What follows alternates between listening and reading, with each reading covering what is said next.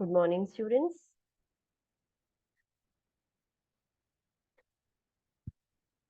Good Online. morning, ma'am. Okay, let's start today's class. I hope आपने test भी complete कर लिया होगा एंड इसका जो हमने प्रीवियस लेक्चर में देखा था सैटरडे वो स्टडी भी कर लिया होगा. So let's do a quick revision of our previous class. Saturday हमने क्या कंप्लीट किया था? What we have completed on Saturday?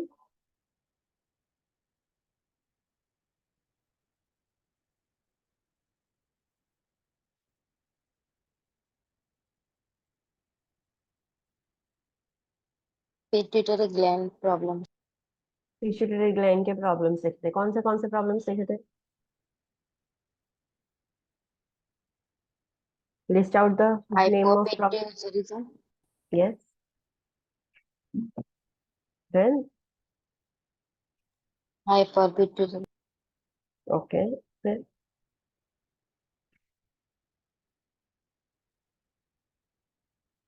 और.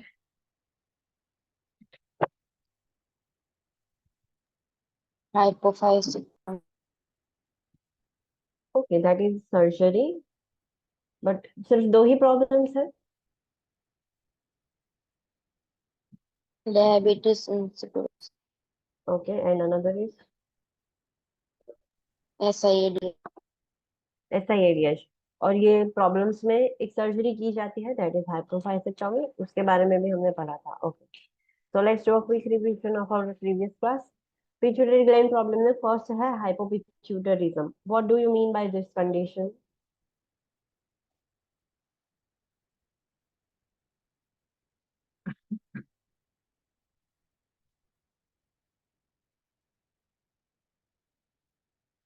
What do you mean by this condition? Hypopituitarism का मतलब क्या?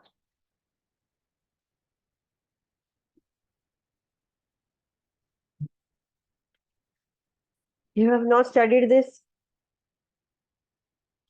नहीं पढ़ा है.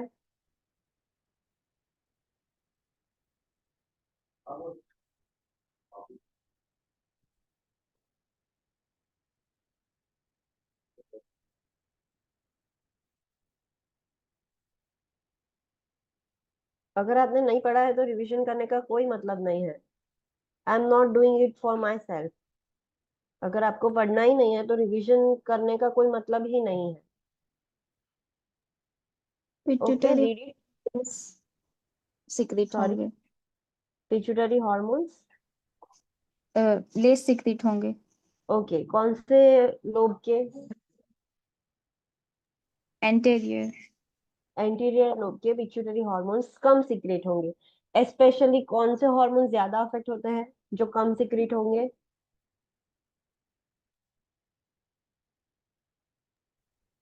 Growth hormone. Yes. Thyroid stimulating hormone. No no no. Mainly दो सबसे ज्यादा अफेक्ट होते हैं that is growth hormone and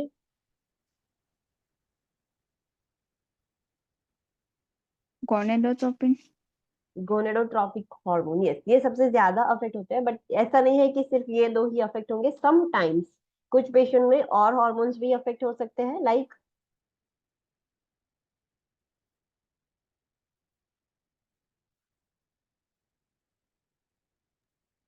Thyroid hormone. Yes TSH,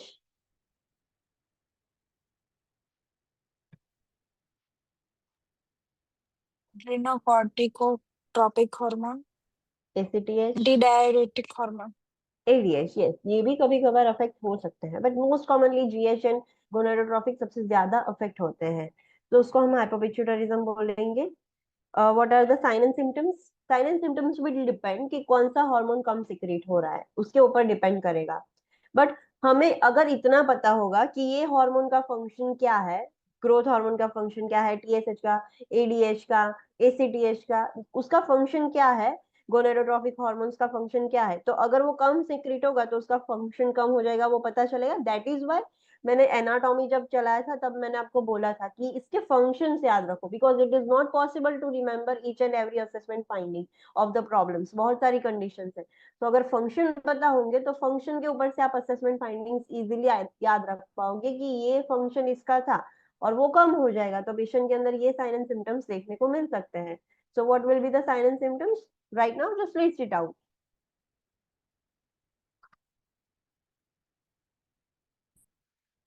क्या साइन एंड सिम्टम्स होंगे?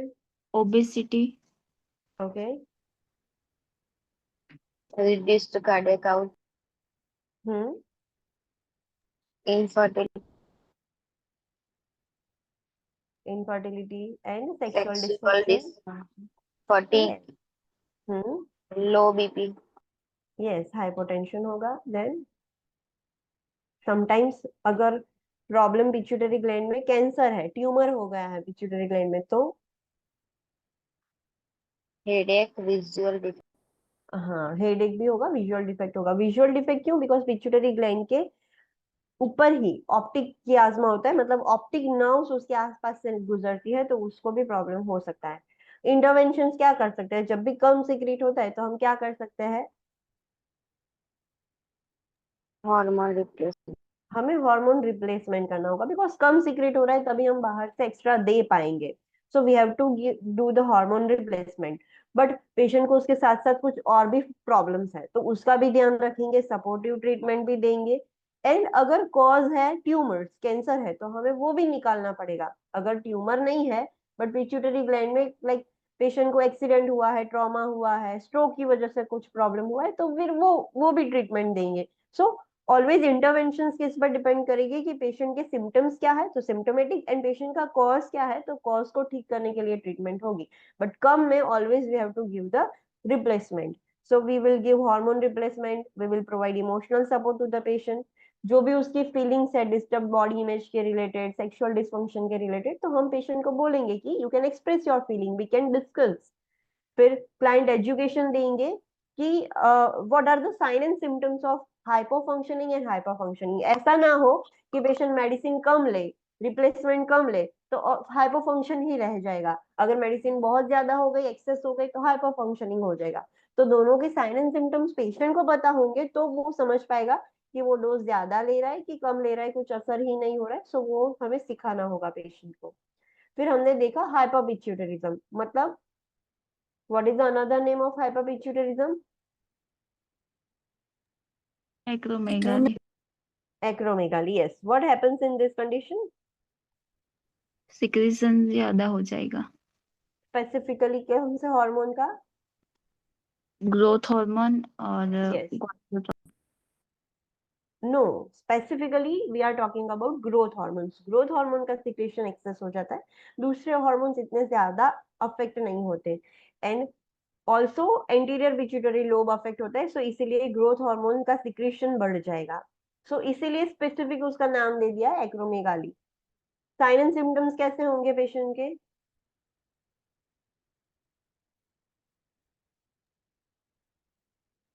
What will be the sign and symptoms?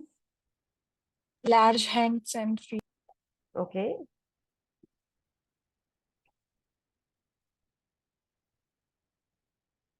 Other symptoms? thickening and protrusion of Yes. Jaw एकदम thick हो जाएगा, बाहर की तरफ होगा. फ्रंटल बोसिंग भी होता है, फ्रंटल ये उनका फोरहेड है, वो भी ऐसे प्रोट्रूडेड लगेगा आपको. Then joint pain, yes, joint pain होगा. Arthritic Visual changes. disturbance. Visual disturbances. What do you mean by this? Impingement syndrome. shoulder pain, shoulder pain होता है, ये सो सारे आर्थराइटिक चेंजेस हो रहे हैं, जॉइंट पेन हो रहा है, तो पेशेंट को यहाँ पर शोल्डर में पेन होगा. जैसे ही पेशेंट शोल्डर मूव करेगा, तो सराउंडिंग लिगामेंट्स और वो नैरो कैविटी है, और वो एक्रोमेगाली की वजह से ज्यादा ओवर ग्रोथ हो गया है, तो पेशेंट जैसे ही मूवमेंट करेगा शोल्डर पेन होता है पेशेंट को. Visual disturbances. Then diaphoresis, yes. oily rough skin, hmm. organomegaly, hypertension, atherosclerosis, atherosclerosis. What do you mean by this? Atherosclerosis का मतलब क्या? plaque formation in artery, Plaque formation in the arteries. Yes. Then cardiomegaly, heart failure होगा। Dysphagia, deepening of the voice, ज्यादा deep हो जाएगी, आवाज भारी हो जाएगी। Thickening of the tongue, narrowing of the airway, तो स्लीप एपनिया भी हो सकता है। हाइपरग्लाइसेमिया होगा, कोलॉन में पोलिप्स फॉर्मेशन होगा, तो उसकी वजह से कोलॉन कैंसर का रिस्क भी बढ़ेगा। तो this will be the sign and symptoms. जरूरी नहीं कि सारे साइन एंड सिम्टम्स एक पेशेंट में हो, कुछ में कम भी होते हैं, सब भी होते हैं, सो बट इतने हो सकते हैं। इंटरवेंशन क्या करेंगे, हमें पता है कि एक्सेस हो गया है, तो हमें क्या करना होगा mainly, what we can do,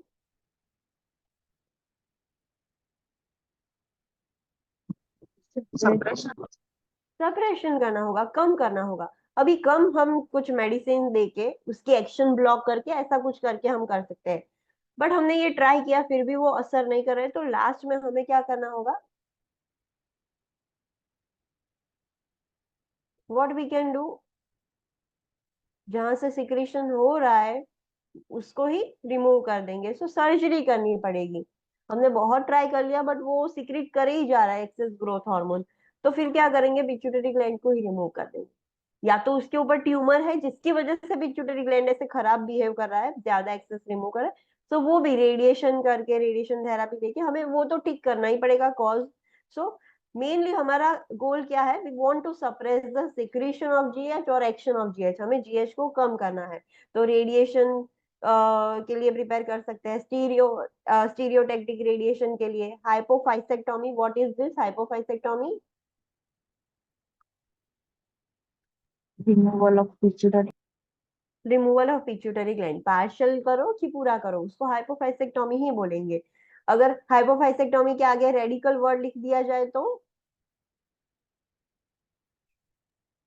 आजू बाजूना टिश्यूज ने हाँ, आसपास के टिश्यूज भी हम रिमूव करेंगे।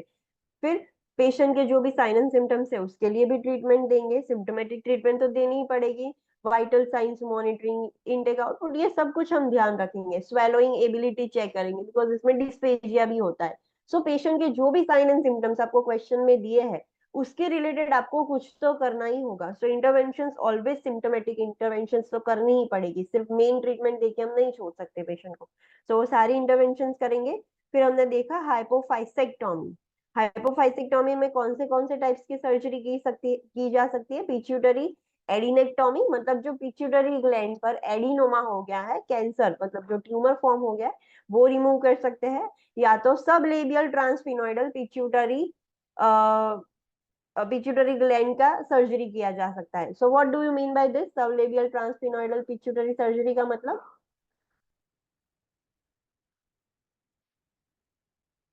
उसका मतलब क्या?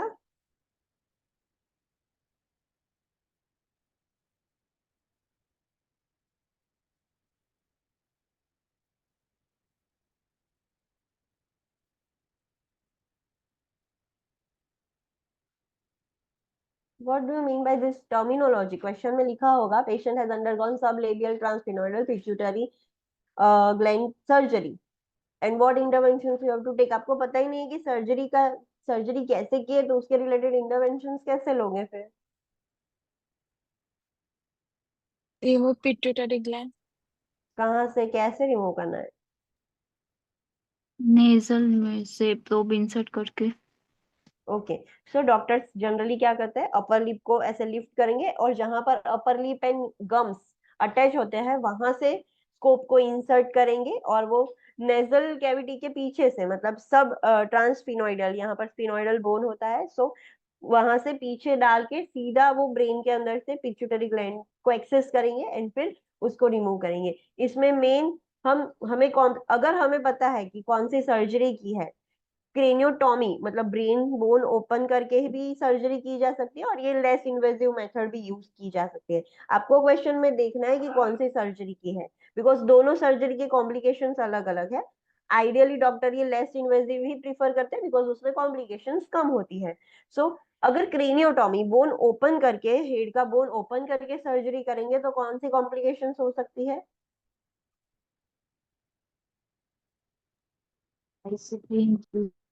आईसीपी इंक्रीज हो सकता है, then bleeding, meningitis, yes, and hypopituitarism तो होगा ही because we are removing the pituitary gland. तो वो तो दोनों में कॉमन है।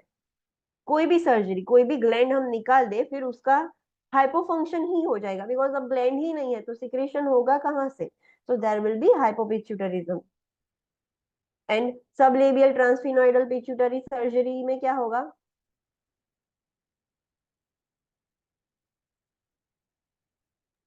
CSF fluid leak. Okay, CSF leakage हो सकता है। Infection, diabetes insipidus. ये सर्जिकल साइट पर इंफेक्शन होगा, डायबिटीज इंसिपिडस, हाइपोपिट्यूटरिज्म। सो ये कॉमन है। सबलेबियल अप्रोच किया कैसे जाता है वो हमने ऑलरेडी देख लिया।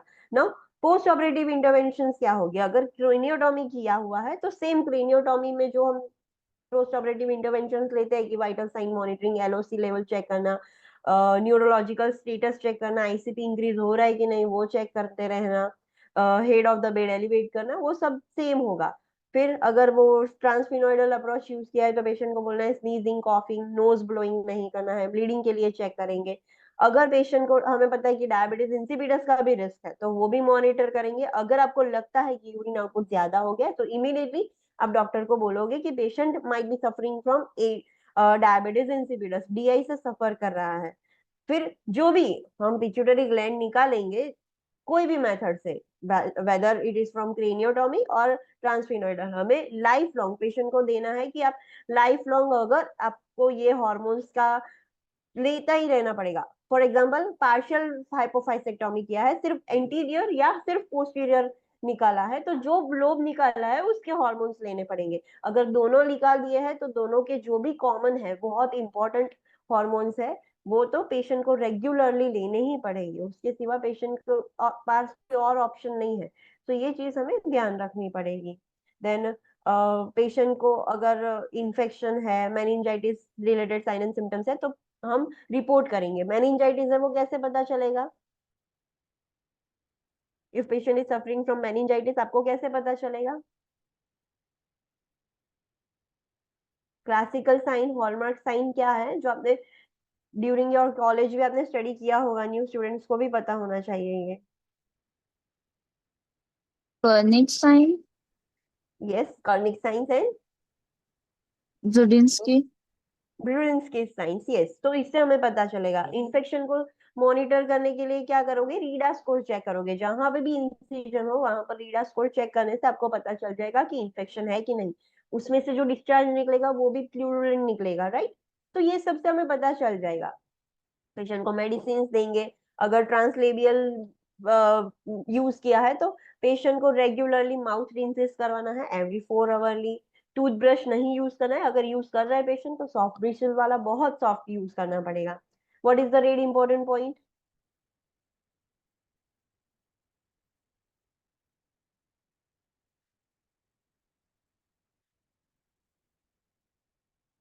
What is the red important point? Transsphenoidal hypophysectomy કર્યા પછી એને રિપોર્ટ મોનિટર કરવાના પોસ્ટનેટલ ડ્રીપ અને ક્લિયર નેસલ ડ્રેનેજના અને એમાં ગ્લુકોઝ रिपोर्ट રિપોર્ટ मॉनिटर કરવા नहीं करना, रिपोर्ट करना है। यस, देन રિપોર્ટ કરવાનો हाँ, અને જે અ, જે ક્લિયર ડ્રેનેજ હોય એમાંથી ગ્લુકોઝ ચેક કરવાનો. ओके। व्हाई? क्यों ग्लूकोज चेक करना पड़ेगा?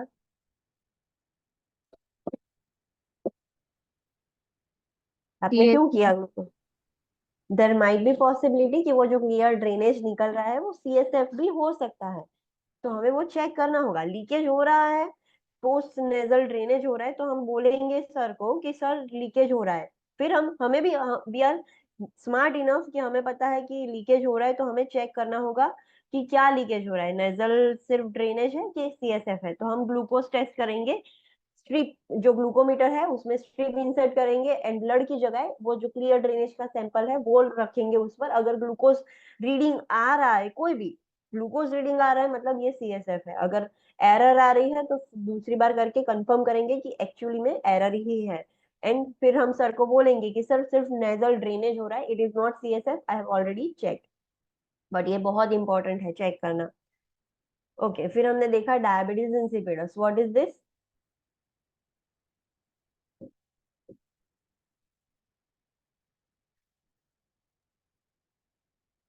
एडीएच हार्मोन लेस सीक्रेट होगा, उसकी वजह से डायबिटीज इंसिपिडस होगा। तो होता क्या है, एडीएच हार्मोन का फंक्शन क्या होता है? What is the fluidity, function? इसमें कम सीक्रेट होगा तो फ्लूइड एक्सक्रीट आउट हो जाएगा। रिटेन नहीं हो पाएगा, एक्सेसिव यूरिन प्रोडक्शन होता रहेगा। So there are two types of diabetes insipidus. Tell me about that. Central and nephrogenic. What is the difference? Central में एडीएच हार्मोन ही डिक्रीज होगा, और Mhm. नेफ्रोजेनिक में एडीएच हार्मोन होगा पर किडनी उस पे फंक्शन नहीं कर पाएगी। हाँ, so central में there is no production of ADH and nephrogenic में है, enough है, but kidney respond ही नहीं कर रही है ADH को, so that is nephrogenic diabetes insipidus. Signs and symptoms कैसे होंगे?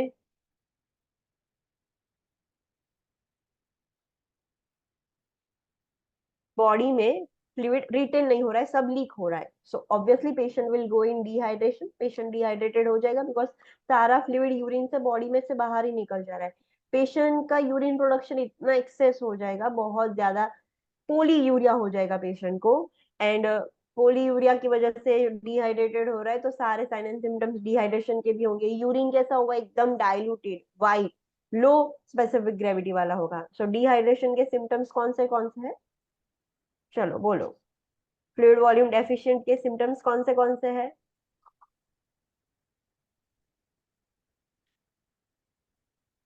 Electrolyte imbalance, okay. Polydipsia, hmm. What is polydipsia? Excessive था। Excessive thirst, excessive thirst, okay. Then weight loss, okay, weight loss होगा। Fatigue, hmm. Muscle pain, headache, okay, muscle weakness हो सकता है, headache हो सकता है, फिर फ्रेकी, टेकिकार्डिया होगा। What about respiratory rate? Respiratory rate, sorry, increase और decrease? Increases, yes, as a compensatory निकल। ब्लड प्रेशर कम हो जाएगा, हाइपोटेंशन होगा पेशेंट को, एंड ये सबसे कॉमन है, postural hypotension. What is this?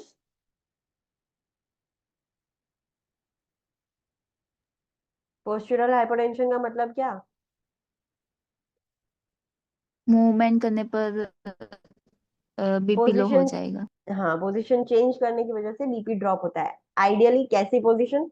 Patient supine में से सीटिंग में आएगा तब, सीटिंग में से स्टैंडिंग में आएगा तब, या तो सुपाइन में से सीधा स्टैंडिंग जाएगा। कभी भी स्टैंडिंग में से सीटिंग में जाएगा या सीटिंग में से सुपाइन जाएगा तो कम नहीं होता है, बट पेशेंट खड़ा होते वक्त जब चेंज करता है पोजीशन तब हाइपोटेंशन हो जाता है। फिर dehydration, skin tenting, skin turgor poor हो जाएगा, dry mucous membrane, low urine specific gravity. So ये सिम्टम्स ऐसे नहीं है कि सिर्फ इतने ही है, हमने ऑलरेडी फ्लूइड एंड इलेक्ट्रोलाइट में देखे थे, सिस्टम वाइज देखे थे, तो वो सारे सिम्टम्स देखने को मिल सकते हैं पेशेंट के अंदर। सो जरूरी नहीं कि एग्जाम में सिर्फ इतने ही लिखे होंगे। ओके, नेक्स्ट इंटरवेंशन क्या करेंगे? एडीएच का सिक्रेशन कम हो गया है, सो मेन इंटरवेंशन हमारी क्या होगी?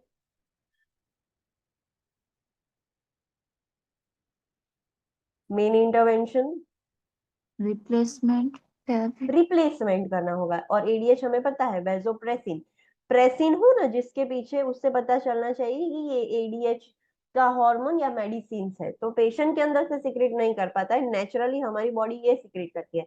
हमारे पास मेडिकेशन में दो फॉर्म अवेलेबल है, डेस्मोप्रेसिन भी है, वेजोप्रेसिन भी है। सो पेशेंट की बॉडी नहीं सिक्रेट कर रही है तो हमें बाहर से देना होगा, that is our main intervention. फिर हमें देखना होगा कि कॉज है क्या, क्यों सिक्रेशन कम हुआ, कुछ इंजरी है, ट्यूमर है, ट्रॉमा है, स्ट्रोक है, क्या है। जब तक वो कॉज ठीक नहीं होगा तब तक पिट्यूटरी ग्लैंड अपना फंक्शन स्टार्ट नहीं कर पाएगा। तो जब तक वो ठीक नहीं हो जाता तब तक तो हम बाहर से देंगे, बट वो कॉज भी ठीक करना है और साथ में पेशेंट के जो भी साइन एंड सिम्टम्स है, सिम्टोमेटिक ट्रीटमेंट भी हमें करनी होगी, असेसमेंट मॉनिटरिंग सब करना होगा। तो vital signs, neurological, cardiovascular status check करेंगे, पोस्चुरल हाइपोटेंशन है तो सेफ एनवायरनमेंट देंगे, डिहाइड्रेशन के साइन एंड सिम्टम्स मॉनिटर करेंगे, इलेक्ट्रोलाइट चेक करेंगे, यूरिन लैब टेस्ट करेंगे, यूरिन टेस्ट करेंगे, सो उससे भी पता चलेगा। आई फ्लूइड हम दे सकते हैं, आइसोटोनिक दे सकते हैं या हाइपोटोनिक भी दे सकते हैं। हाइपोटोनिक देने से क्या होगा, फ्लूइड शिफ्ट होगा फ्रॉम वेसल्स टू सेल्स, तो जो सेल्स श्रिंक हो गए थे ड्यू टू डिहाइड्रेशन वो वापस से स्वेल हो जाएंगे। देन ऐसे फूड जिससे और ज्यादा डायूरेसिस हो, ऐसा फूड और लिक्विड पेशेंट को नहीं लेना चाहिए। फिर मेडिसिन कैसे देनी है वो हम सब सिखाएंगे पेशेंट को। वी कैन गिव सब क्यू, आईवी, इंट्रानेजल, वो सब दे सकते हैं, बट ध्यान रखना है कि ज्यादा ना हो जाए। एक्सेस हो जाएगा तो फिर पेशेंट को वाटर इंटॉक्सिकेशन हो जाएगा, ओवर ट्रीटमेंट हो गई, मतलब फिर ठीक करने गए तो उसकी वजह से हमने और प्रॉब्लम क्रिएट कर दिया। तो ये सारी चीजें ध्यान रखनी होगी। पेशेंट को मेडिकल ब्रेसलेट भी हम पहना सकते हैं। इसमें ऐसा भी क्वेश्चन आ सकता है कि कोई ओल्डर पेशेंट है, इज सफरिंग फ्रॉम डीआई, तो बार बार उसको पोलीयूरिया होगा, बार बार यूरिन करने के लिए जाएगा, तो पॉसिबिलिटी है कि वो बाथरूम में स्लीप होकर इंजर हो सकता है। तो सेफ्टी इज अवर प्रिकॉशन। अगर ऐसा क्वेश्चन दिया है और क्वेश्चन पढ़ के आपको लग रहा है कि इसमें गिरने के चांसेस ज्यादा है, तो safety is our precaution, right. तो सेफ्टी प्रिकॉशंस लेंगे। सो क्वेश्चन रीड करना है कि व्हाट दे आर डिमांडिंग, उनको क्या आंसर चाहिए आपके पास से, वो ही आंसर आपको देना होगा। देन हमने देखा SIEDH, व्हाट इज दिस?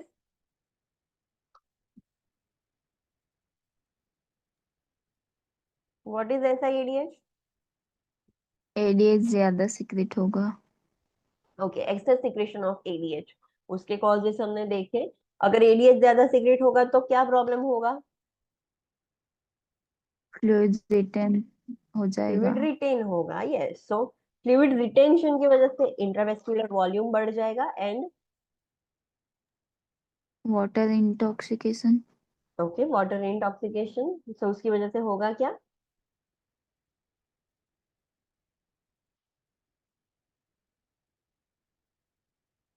क्या होगा? There will be sodium dilution. Dilution, so sodium कम हो जाएगा डाइल्यूशन की वजह से। और आइडियली सेम नॉर्मल था, बट पानी बढ़ गया उसकी वजह से कम हो गया, सो डाइल्यूशनल हाइपोनेट्रीमिया होगा। अगर हाइपोनेट्रीमिया हो गया तो उसकी वजह से साइन एंड सिम्टम्स देखने को मिलेंगे। अगर सीवियर होता गया तो सेरेब्रल एडिमा होगा, सीजर्स का भी रिस्क है, कोमा एंड डेथ भी हो सकती है। असेसमेंट फाइंडिंग्स कौन से होंगे? फ्लूइड वॉल्यूम ओवरलोड के साइन एंड सिम्टम्स होंगे। अभी ADH का रिटेंशन का काम था, तो अब वो रिटेन करके रखेगा। अब यूरिन ज्यादा प्रोड्यूस नहीं होगा, बहुत ही कम होगा, एंड वो भी कॉन्सेंट्रेटेड यूरिन निकलेगा, बॉडी में सबसे ज्यादा भरा हुआ रहेगा। सो यूरिन आउटपुट लेस हो जाएगा, ओलिग्यूरिया होगा एंड हाई स्पेसिफिक ग्रेविटी वाला होगा। और बाकी जो फ्लूइड अक्यूमुलेशन होता है बॉडी में, उसके रिलेटेड साइन एंड सिम्टम्स होंगे। तो list it out. Weight gain. Weight gain hyper होगा, hypertension, tachycardia, hyponatraemia. Anorexia, okay. Nausea, vomiting. Hmm. So जब भी आप ये स्टडी करो तो आपको पता होने चाहिए फ्लूइड वॉल्यूम ओवरलोड के साइन एंड सिम्टम्स क्या है, हाइपोनेट्रीमिया के साइन एंड सिम्टम्स क्या है। दोनों के साइन एंड सिम्टम्स इसमें आप इंप्लीमेंट कर सकते हो। लैब वैल्यू चेंजेस में लैब टेस्ट करोगे तो लैब वैल्यू में हाइपोनेट्रीमिया दिखेगा, यूरिन के चेंजेस आपको दिखेंगे।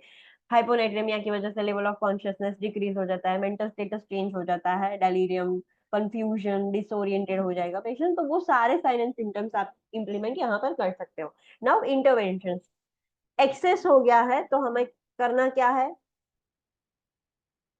उसकी एक्टिविटी को सप्रेस मॉनिटर। करना है। तो हाँ, that is symptomatic, but main intervention क्या हुई कि एडीएच ज्यादा है तो we want to decrease the ADH secretion. तो आप डायरेक्टली एंटागोनिस्ट दे सकते हो या उसका ऑपोजिट डायूरेटिक्स दे सकते हो, तो सब सीक्रेट होके निकल जाएगा। बट ये देते रहोगे, बट जब तक वो कॉज एलिमिनेट नहीं होगा तब तक तो पेशेंट ठीक भी नहीं होगा। सो मेन इंटरवेंशन हमें पता है कि हमें एडीएच का सिक्रेशन सप्रेस करना है, बंद करना है, तो उसके लिए हम इंटरवेंशन करेंगे, एंटागोनिस्ट दे सकते हैं या डायूरेटिक्स दे सकते हैं। और else we have to do the surgery, जो भी पॉसिबल कॉज है अगर आप ये सब कुछ कर रहे हो फिर भी पिट्यूटरी ग्लैंड अच्छे से रिस्पॉन्ड ही नहीं कर रहे तो हम वो ही निकाल देंगे, हाइपोफाइसेक्टोमी कर देंगे। So this could be the main intervention. अभी जो भी पेशेंट के साइन एंड सिम्टम्स है हाइपोनेट्रीमिया की वजह से, इमीडिएटली आप ट्रीटमेंट दे रहे हो, नो डाउट आपने डायूरेटिक्स दिए हैं, डायूरेटिक्स में और ज्यादा सोडियम लॉस होने के चांसेस है, तो जरूरी नहीं है कि इमीडिएटली हाइपोनेट्रीमिया ठीक हो जाएगा, तो we can also give salted water, salt वाला पानी भी दे सकते हैं। सो साथ साथ में पेशेंट को लाइक ओलिग्यूरिया था तो वो धीरे धीरे डायूरेटिक्स की वजह से यूरिन प्रोडक्शन भी बढ़ेगा, फ्लूइड भी निकलेगा, एंड सोडियम देंगे, सॉल्टेड वाटर देंगे तो सोडियम भी बढ़ेगा। So all this you can do. जो भी उसके सिम्टम्स है उसके सिम्टम्स के रिलेटेड आपको इंटरवेंशन देनी होगी।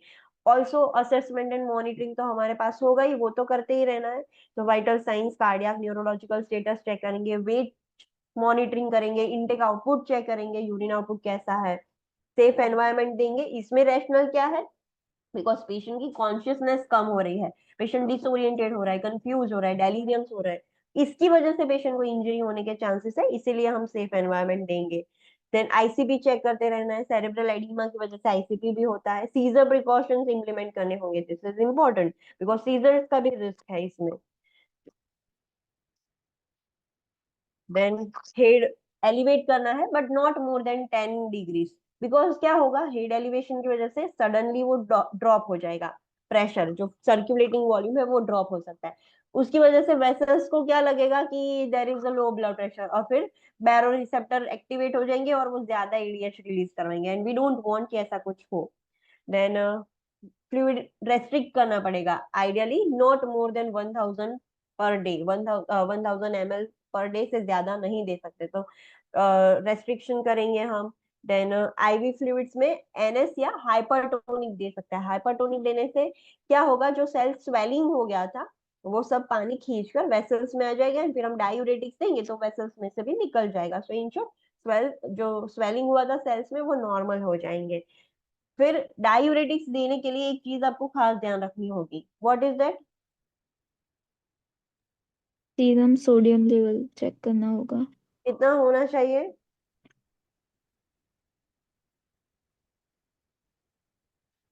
इफ पेशेंट है सीरम सोडियम, आपने सोडियम चेक किया डायूरेटिक्स देने से पहले 124 आया तो आप डायूरेटिक्स दोगे? नहीं। No, we can not give it, एटलीस्ट 125 होना ही चाहिए, बिकॉज हमें पता है डायूरेटिक्स सोडियम एंड पोटेशियम दोनों एक्सक्रीट करेंगे और ज्यादा सोडियम डाउन हो जाएगा, ऑलरेडी डाइल्यूटेड है, कम है, ज्यादा डाउन हो जाएगा, so we can not take this risk. तो तब फिर हम सिर्फ एंटागोनिस्ट देंगे जो उसकी एक्शन को या वो ब्लॉक कर सके, सो एंटागोनिस्ट देंगे, बट अगर सोडियम 125 एटलीस्ट है या उससे ज्यादा है तो फिर डायूरेटिक्स भी दे सकते हो, बट फिर भी आपको मॉनिटरिंग तो चालू ही रखना है, ऐसा ना हो कि कम बाद में कम हो जाए, तो ये सब चीजें आपको ध्यान रखनी होगी। ओके, यहाँ तक किसी को कोई डाउट है? No. Okay, so next is adrenal gland problem. अभी हमें पता है जैसे पिट्यूटरी में दो लोब्स थे वैसे एड्रिनल ग्लैंड में भी दो पोर्शंस थे, एड्रिनल कॉर्टेक्स एंड मेड्यूला। तो इसकी भी डिजीज कंडीशन हम पढ़ेंगे, कॉर्टेक्स की एंड मेड्यूला की भी पढ़ेंगे, बट उसके लिए आपको उसके फंक्शंस पता होने चाहिए कि कॉर्टेक्स कौन सा हार्मोन सिक्रीट करता है, मेड्यूला कौन सा हार्मोन सिक्रीट करता है। सो ऑलवेज सारे ग्लैंड्स में दो टाइप की है, सिक्रीशन इंक्रीज हो गया है या सिक्रीशन डिक्रीज हो गया है, वो दोनों की वजह से ही प्रॉब्लम होगा। अगर कॉर्टेक्स के हार्मोन्स का सिक्रीशन बढ़ जाएगा तो जो उसका फंक्शन है वो हाइपर एक्टिव हो जाएगा, कॉर्टेक्स के हार्मोन्स का सिक्रीशन कम हो गया तो जो उसका फंक्शन था, जो हमें पता था, हमने ऑलरेडी स्टडी किया था, तो सारे फंक्शंस कम हो जाएंगे। सिमिलरली मेड्यूला में अगर सिक्रीशन बढ़ गया तो फंक्शंस ऑल्टर हो जाएंगे। सो सिमिलरली हम इसमें भी अलग अलग टाइप्स की डिजीज कंडीशन पढ़ेंगे। सो फर्स्ट कंडीशन है एड्रिनल कॉर्टेक्स इनसफिशिएंसी और else it is called as Addison's disease. अब इसमें होगा क्या, नाम पढ़ के आपको क्या लग रहा है, एड्रिनल कॉर्टेक्स इनसफिशिएंसी मतलब नाम पढ़ के आपको क्या लग रहा है, what will happen here? Properly work नहीं करेगा क्या वर्क नहीं करेगा? Adrenal cortex. यस, सो एड्रिनल कॉर्टेक्स में से जो हॉर्मोन्स निकल रहे थे उसका सिक्रीशन कम हो गया है और उसकी वजह से जो डिजीज होता है that is called as Addison's disease.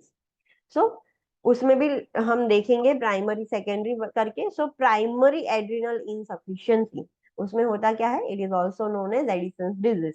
It refers to hyposecretion of adrenal cortex hormones like glucocorticoids, mineralocorticoids, androgens, sex hormones जो थे, टेस्टोस्टेरोन है वो सब. सो ये सब का सिक्रेशन कम हो जाएगा. होता क्यों है, auto immune destruction is a common cause. Auto immune disease, auto immune disease मतलब पेशेंट की इम्यूनिटी सेल्स खुद ही पेशेंट की बॉडी को डिस्ट्रॉय कर देंगे. सो ऑटो इम्यून डिस्ट्रक्शन की वजह से एड्रिनल ग्लैंड डैमेज हो गया है एंड कॉर्टेक्स खराब हो गया है, इसी वजह से ये प्रॉब्लम हो गया है. So this is the common cause.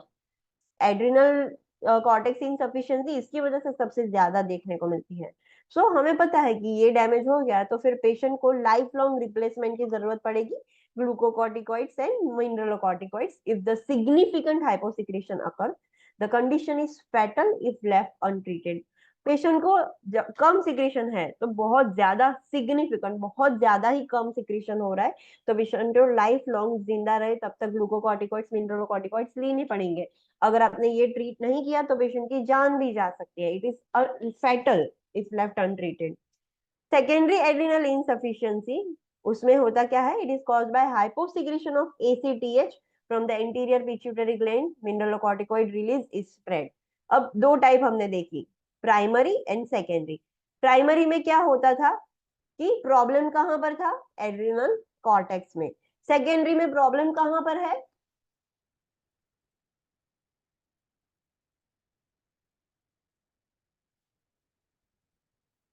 Secondary में प्रॉब्लम कहां पर है, किसकी वजह से सिक्रेशन कम हो गया है एड्रिनल कॉर्टेक्स के हॉर्मोन्स का.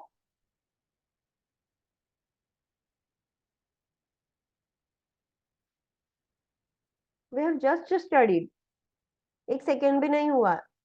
रीड करो सेकेंड पॉइंट फिर से. Pituitary gland.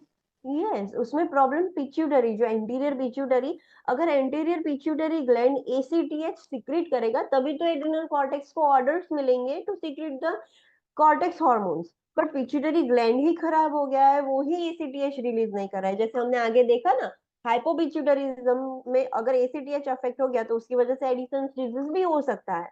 सो पिट्यूटरी ग्लैंड में ही प्रॉब्लम है, वो ही कमांड नहीं दे रहा है, एसीटीएच सिक्रेशन कम हो गया है तो फिर एड्रिनल कॉर्टेक्स क्या करेगा बेचारा, उसको जितना कमांड मिलेगा वो तो इतना उतना ही सिक्रेट करेगा.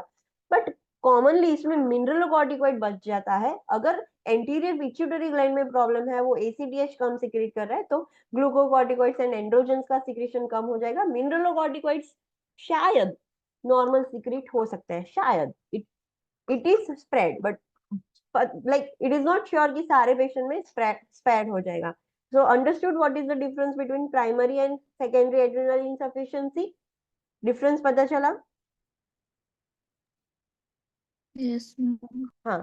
सो जब भी आप एग्जाम में क्वेश्चन सॉल्व कर रहे हो तो क्वेश्चन के अंदर लिखा हुआ है कि पेशेंट को मेन है सेकेंडरी एड्रिनल इनसफिशिएंसी, तो आपका मेन कॉज हमें पता है कि प्रॉब्लम पिट्यूटरी ग्लैंड में है, तो वो ठीक करने के लिए आप इंटरवेंशन करोगे, not to treat the adrenal cortex. Got it. That is why it is important to understand कि कौन से टाइप में क्या अफेक्ट होता है. तो जब इंटरवेंशन करनी हो तो उसके रिलेटेड करेंगे. फिर आप एड्रिनल कॉर्टेक्स को ठीक करने में टाइम वेस्ट कर दोगे तो वो पेशेंट ठीक होगा ही नहीं. Loss of glucocorticoids in Addison's leads to decreased vascular tone, decreased vascular response to catecholamine, epinephrine and norepinephrine and decreased gluconeogenesis. Okay. Glucocorticoids का फंक्शन क्या था, आपको सारे फंक्शंस याद होने चाहिए. अगर ग्लूकोकॉर्टिकॉइड्स कम हो गए तो जो वेस्क्यूलर टोन है, हमारी जो ब्लड वेसल्स है उसकी टोन है, टोनिसिटी कम हो जाती है. फिर ग्लूकोकॉर्टिकॉइड्स का एक दूसरा भी काम है जो इसमें आप देख सकते हो कि जो मेड्यूला है, जो कैटेकोलामाइंस मेड्यूला रिलीज करता है like epinephrine and nor epinephrine, तो वो सीक्रेट होगा बट वेसल्स को रिस्पॉन्ड भी तो करना है. तो ग्लूकोकॉर्टिकॉइड्स के बगैर वेसल्स रिस्पॉन्ड नहीं कर पाती. हमें पता है एपिनेफ्रिन एंड नॉर एपिनेफ्रिन क्या करेंगे, वेजो कंस्ट्रिक्शन करते हैं, right. But without glucocorticoids vasoconstriction नहीं होगा. So for the effect of catecholamines like epinephrine and norepinephrine there must be a presence of glucocorticoids. Without that उसका जो response है vascular response कम हो जाएगा एंड ग्लूकोनियोजेनेसिस भी कम हो जाता है। हमें पता है ग्लूकोकॉर्टिकॉइड्स इंसुलिन इनहिबिट करते हैं, सो अल्टीमेटली ग्लूकोज इंक्रीज होता है। सो जब पेशेंट लाइक ये नॉर्मल ग्लूकोकॉर्टिकॉइड्स का काम है। जब आप लाइक फास्टिंग करते हो, ऐसा कुछ करते हो, आपने लंबे टाइम से खाया नहीं है, तो आपको हाइपोग्लाइसेमिया क्यों नहीं होता है? बिकॉज आपकी बॉडी ग्लूकोकॉर्टिकॉइड सिक्रीट कर रही है, जिसकी वजह से पूरा मैकेनिज्म स्टार्ट हो जाएगा एंड ग्लूकोज बढ़ेगा। जितना ग्लूकोकॉर्टिकॉइड ज्यादा सिक्रीट होगे उतना ग्लूकोज बढ़ेगा।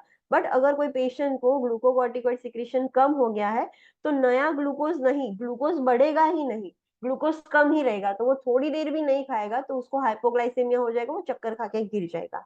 अंडरस्टूड? यस और नो? Yes. हाँ। सो ये ग्लूकोकॉर्टिकॉइड्स कम होने की वजह से ये सारे प्रॉब्लम्स होंगे पेशेंट के अंदर इन एडिशन डिजीज। अब मिनरलोकॉर्टिकॉइड्स कम होने की वजह से क्या होगा? मिनरलोकॉर्टिकॉइड्स का काम क्या था?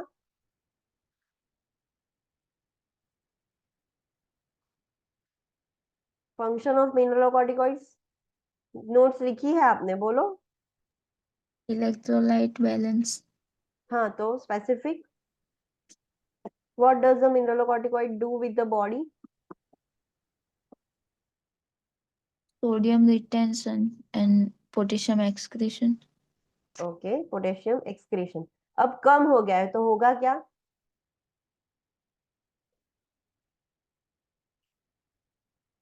मिनरलोकॉर्टिकॉइड से कम है तो होगा क्या? Hyponatremia. Sodium and water retention. Sodium and water are best friend, so sodium and water excrete हो जाएगा एंड पोटेशियम रिटेन होगा। रिटेन होगा। सो सोडियम एक्सक्रीशन हो जाएगा तो हाइपोटेंशन, वाटर एक्सक्रीशन हो जाएगा तो डिहाइड्रेशन, सॉरी हाइपोनेट्रीमिया, डिहाइड्रेशन। अभी डिहाइड्रेशन की वजह से ब्लड प्रेशर भी कम हो जाएगा ड्यू टू फ्लूइड लॉस, तो हाइपोटेंशन भी होगा and due to potassium retention hypokalemia भी होगा। तो अब पता चला इसके पीछे का रीजन। अंडरस्टूड? यस। हाँ। सो इसीलिए उसके फंक्शंस इंपॉर्टेंट थे। आगे आप पढ़ोगे ना, आज मैं आपको पढ़ाऊंगी, सो मैं आपको रैशनल नहीं बोलूंगी कि why this is happening, you have to read it at home and फिर कल मुझे बताना है कि ये क्यों होता था। बिकॉज अगर आपको फंक्शंस याद होंगे, आपको पता है कि इसका काम क्या है, तो आपको रैशनल्स फाइंड आउट करने में डिफिकल्टी नहीं होगी। और ये सिर्फ आप याद रखने का कोशिश करोगे कि एडिशन डिजीज में डिहाइड्रेशन होता है, हाइपोनेट्रीमिया होता है, हाइपोकैलेमिया होता है, so you will get confuse. ऐसी बहुत सारी कंडीशंस है जिसमें हाइपर हाइपो, तो आप कंफ्यूज हो जाओगे कि एडिशंस में हाइपोनेट्रीमिया होता था कि hypernatremia. So it is better to understand this things. So rational आपको कल मुझे बताने होंगे सारी चीजों के, कि जहां पर भी रैशनल यूज होता है वो आपको कल मुझे बताने होंगे। सो अब एक मैंने आपको दिखा दिया कि एडिशन डिजीज में मिनरलोकॉर्टिकॉइड्स के लॉस की वजह से dehydration, hypotension, hyponatraemia and hyperkalaemia होता है। क्यों होता है? You understood this things. तो let's see the assessment findings. Assessment finding देखते हैं। अभी डिहाइड्रेशन हो रहा है, हाइपोनेट्रीमिया हो रहा है, हाइपरकैलेमिया हो रहा है, तो साइन एंड सिम्टम्स उसके रिलेटेड भी होंगे और चीजें भी होगी। So let's see, there will be lethargy, fatigue, muscle weakness, GI disturbances हो जाएंगे, वेट लॉस हो जाएगा, मेंस्ट्रुअल चेंजेस हो सकते हैं एंड इंपोर्टेंस हो सकता है due to sex hormones. Because cortex का काम सेक्स हार्मोन्स भी रिलीज करना था, तो जो फीमेल्स है उसमें मेंस्ट्रुअल चेंजेस देखने को मिलेंगे, इरेग्युलरिटीज हो जाएगी एंड मेल्स में क्या होगा? इंपोर्टेंस, मतलब स्टेराइल हो जाएगा मेल।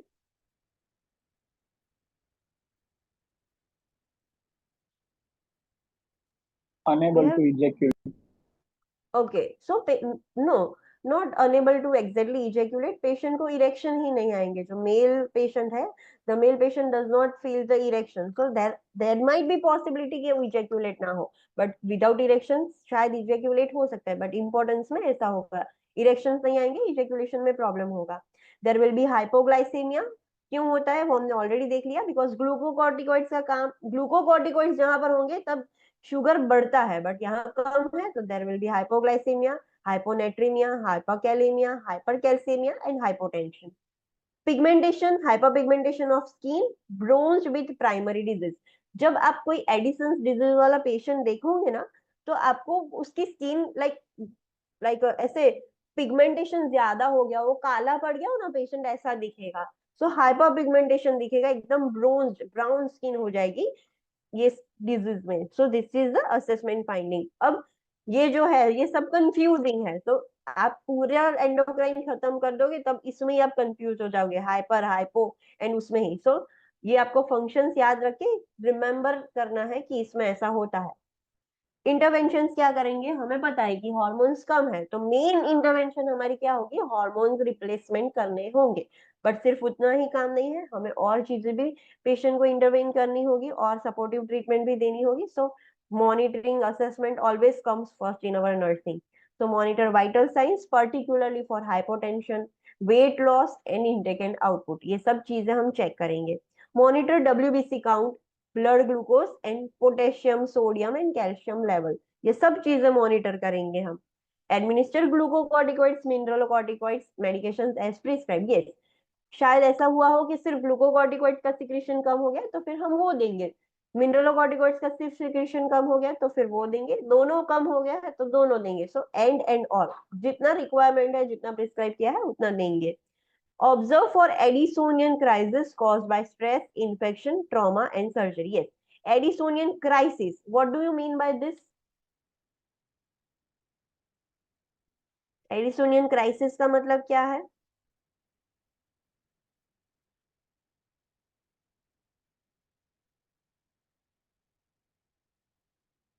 इससे क्या पता चल रहा है? कभी भी क्राइसिस है मतलब, क्राइसिस वर्ड पीछे आ रहा है मतलब, व्हाट डज इट इंडिकेट?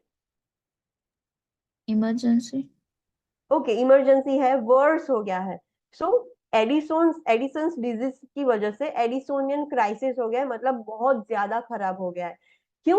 जब पेशेंट स्ट्रेस में था, कोई भी स्ट्रेस में, they are not talking about only mental stress, physical stress में होती है बॉडी, तब भी फीवर इलनेस में फिजिकल स्ट्रेस में होती है बॉडी। तो during stress, during infection, during trauma, during surgery, ये जो हॉर्मोन्स है ग्लूकोकॉर्टिकॉइड्स का जरूरत ज्यादा पड़ती है बट ऑलरेडी कम है, सिक्रेशन नहीं हो रहा और पेशेंट को ये ऑलरेडी प्रॉब्लम हो गया। सो और ज्यादा स्ट्रेस में चला जाएगा पेशेंट, और ज्यादा डेफिशिएंसी फील होगी बॉडी को। तो उसकी वजह से एडिसोनियन क्राइसिस हो सकता है। We will study it later कि what is Addisonian crisis, but वो हमें खास मॉनिटर करना है कि पेशेंट एडिसन्स डिजीज में से एडिसोनियन क्राइसिस में ना चला जाए। तो उसके भी साइन एंड सिम्टम्स मॉनिटर करने पड़ेंगे हमें। Okay, so that is interventions. अभी क्लाइंट को क्या हम एजुकेशन देंगे, if the person is suffering from Addison's disease, need for life long glucocorticoid replacement and possibly life long mineralocorticoid replacement, life long उसको replacement लेना पड़ेगा। Corticosteroid replacement will need to be increase during times of stress, just like insulin. Insulin infection में, illness में, stress में हम insulin का dose increase करते हैं कि डिक्रीज करते हैं? जो भी पेशेंट डायबिटिक है, स्ट्रेस में, इलनेस में, इन्फेक्शन में इंसुलिन का डोज इंक्रीज करते हैं कि डिक्रीज करते हैं?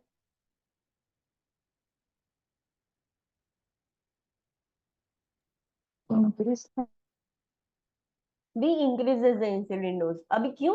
देखो, नेचुरली जो हेल्दी इंडिविजुअल्स है वो फिजिकल मेंटल स्ट्रेस में हो, इन्फेक्शन है, इलनेस है, फीवर है, एक्सीडेंट, ट्रॉमा, सर्जरी कुछ भी किया है, तो in this all situation glucocorticoid secretion increase होता है नॉर्मली। अभी इसका काम क्या है, ये इंक्रीज होगा तो ग्लूकोज भी इंक्रीज होगा, इसीलिए during stress, infection, illness insulin भी बढ़ाना पड़ता है इन डायबिटिक पेशेंट। जो नॉर्मल हेल्दी इंडिविजुअल है वो बैलेंस कर लेंगे कि ग्लूकोकॉर्टिकॉइड्स इंक्रीज हो रहे हैं तो ऑटोमेटिक इंसुलिन हमारी बॉडी इंक्रीज करके ग्लूकोज को बैलेंस रखती है, वो एक्सेस नहीं होने देती है। बट जो डायबिटिक पेशेंट है उसमें ये फंक्शन अच्छे से नहीं हो रहा है, ये अच्छे से हो रहा है, तो ग्लूकोकॉर्टिकॉइड्स बढ़ गए, उसने अपना काम चालू कर दिया, बट इंसुलिन तो डेफिशिएंट है, इसीलिए हमें एक्स्ट्रा इंसुलिन देना पड़ता है। बट कोई पर्सन ऐसा है कि जिसमें ग्लूकोकॉर्टिकॉइड्स ही खराब है, वो सिक्रेशन ही नहीं हो रहा है, तो ड्यूरिंग स्ट्रेस उसकी जरूरत पड़ेगी। तो जो भी patient life long glucocorticoid replacement ले रहा था, बट उसको बोलना है कि जब स्ट्रेस में हो, इंजरी हो, इलनेस हो, बीमार हो, कुछ भी हो, तब रिप्लेसमेंट का डोज बढ़ाना होगा। Got it? यस और नो? Yes ma'am. हाँ। Then avoid individuals with infection, जिसको भी इन्फेक्शन है उससे दूर रहना है, कॉर्टिकोस्टेरॉइड्स।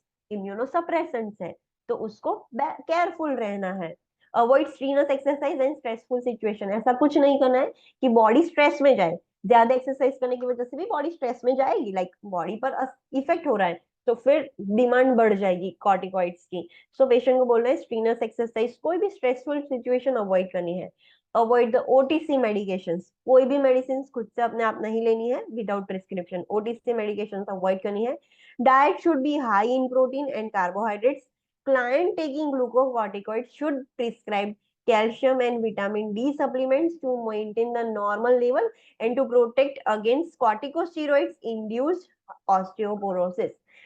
वो पेशेंट ग्लूकोकॉर्टिकॉइड्स ले रहा है, हमें पता है उसकी वजह से ऑस्टियोपोरोसिस भी होता है। सो पेशेंट को रेगुलरली बोलना है कि आपको calcium and vitamin D supplements भी लेने होंगे। I am giving the rationals. Okay, अब मैं रैशनल्स नहीं दूंगी, आपको स्टडी करके आना है, कल देखेंगे हम।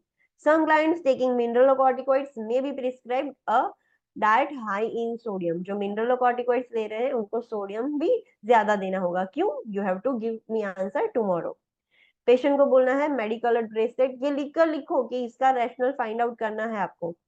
मेडिकल ब्रेसलेट पेशेंट को पहन के रखना है and we have to report sign and symptoms of complication such as under replacement and over replacement. Yes, अगर पेशेंट ग्लूकोकॉर्टिकॉइड्स कम लेगा तो अंडर रिप्लेसमेंट हुआ, कम ट्रीटमेंट मिली, तो फिर सिम्टम्स तो ठीक होंगे ही नहीं, इंप्रूव नहीं होगा पेशेंट। ओवर रिप्लेसमेंट हो गया तो फिर प्रॉब्लम हो जाएगा। सो दोनों के साइन एंड सिम्टम्स हमें चेक करने हैं। पेशेंट को भी सिखाना है कि घर पे भी ऐसा ना हो कि कम डोज ले रहा है पेशेंट या ज्यादा हो गया, तो वो साइन एंड सिम्टम्स हमें भी मॉनिटर करने हैं जब तक वो हॉस्पिटल में है, एंड पेशेंट को भी सिखाने होंगे। पेशेंट को बोलना होगा कि you have to report this symptoms. So that is all about Addison's disease. Next is Addisonian crisis. The worst situation of Addison's disease, वो खराब हो गया है, so that is called as Addisonian crisis. But let's take a short break of 10 minutes, फिर हम देखेंगे Addisonian crisis. Okay, so next is Addisonian crisis, मतलब situation बहुत ज्यादा खराब हो गई है। Let's say prescription box 47.8. Addisonian crisis, a life-threatening disorder caused by acute adrenal insufficiency. बहुत ज्यादा ही अचानक से adrenal insufficiency हो गई है, तो उसकी वजह से life threatening condition भी arise हो सकती है। So it is a life threatening disorder. It is precipitated by Addisonian crisis क्यों हुआ? So it is precipitated by stress, infection, trauma, surgery, abruptly withdrawal of exogenous corticosteroid use also. Yes, अगर patient regularly अच्छे से patient medicine ले रहा था, infection में ज्यादा ले रहा था, वो सब ध्यान रखता था, पर अचानक से उसने एब्रप्टली विड्रॉल कर दिया, एक लिया ही नहीं, सडनली बंद कर दिया, सो एडिसोनियन क्राइसिस हो सकता है पेशेंट को।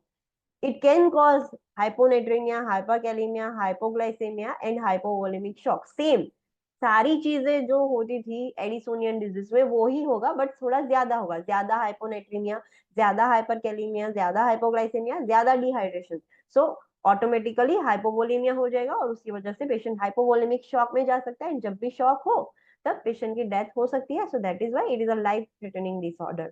साइन एंड सिम्टम्स क्या होंगे? सीवियर हेडेक होगा, सारे सिम्टम्स वर्स हो जाएंगे। In short, there will be severe headache, severe abdominal, leg and lower back pain होगा, जनरलाइज्ड वीकनेस हो जाएगी, इरिटेबल हो जाएगा पेशेंट, कंफ्यूज हो जाएगा, सीवियर हाइपोटेंशन होगा एंड शॉक लगेगा, that is hypovolemic shock. So सारे सिम्टम्स और ज्यादा वर्स हो जाएंगे।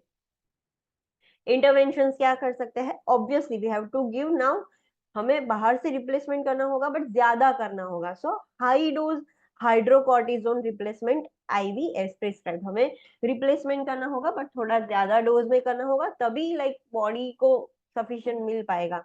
We have to administer IV fluids as prescribed to replace the fluid and restore the electrolyte balance. Hypovolemia में चला गया था पेशेंट, तो ऑब्वियसली आईवी फ्लूइड्स देना पड़ेगा। इलेक्ट्रोलाइट इम्बैलेंस हो गया था, तो वो भी रिस्टोर करने के लिए देना पड़ेगा। Following resolution of crisis, administer glucocorticoids and mineralocorticoids orally as prescribed. एक बार रिजॉल्व हो जाए, हमने आईवी से पहले इमीडिएटली हमें जो भी इफेक्ट करना है तो ओरली नहीं दे सकते, हम आईवी ही दे सकते हैं। सो हमने पहले आईवी दे दिया पेशेंट को ठीक करने के लिए। एक बार रिजोल्यूशन हो गया कि हाँ क्राइसिस अब ठीक हो गया है, तो फिर patient orally glucocorticoids and mineralocorticoids ले पाएगा। वी हैव टू ये मेन ट्रीटमेंट हो गई कि ये तो ध्यान रखना पड़ता है, बट अदर ट्रीटमेंट क्या करोगे? Symptomatic treatment, we have to monitor vital signs, particularly blood pressure, heart भी चेक करना पड़ेगा इसमें, हार्ट रेट क्या है, रिदम क्या है, बिकॉज ईसीजी चेंजेस हाइपरकैलेमिया में खास करके होंगे। We have to monitor neurological status, irritability and confusion note करना है कि होगा। इनटेक आउटपुट चेक करेंगे, लैब वैल्यूज चेक करेंगे, sodium, potassium, blood glucose, calcium, ये सब चेक करेंगे। We have to protect the client from infection. Yes, infection से प्रोटेक्ट करना है because we are administering glucocorticoids of high dose, तो chances है कि ये हो सकता है। We have to maintain the bed rest and provide a quiet environment. Quiet environment provide करेंगे। Next, this is really important point for you to remember. ये याद रखना है।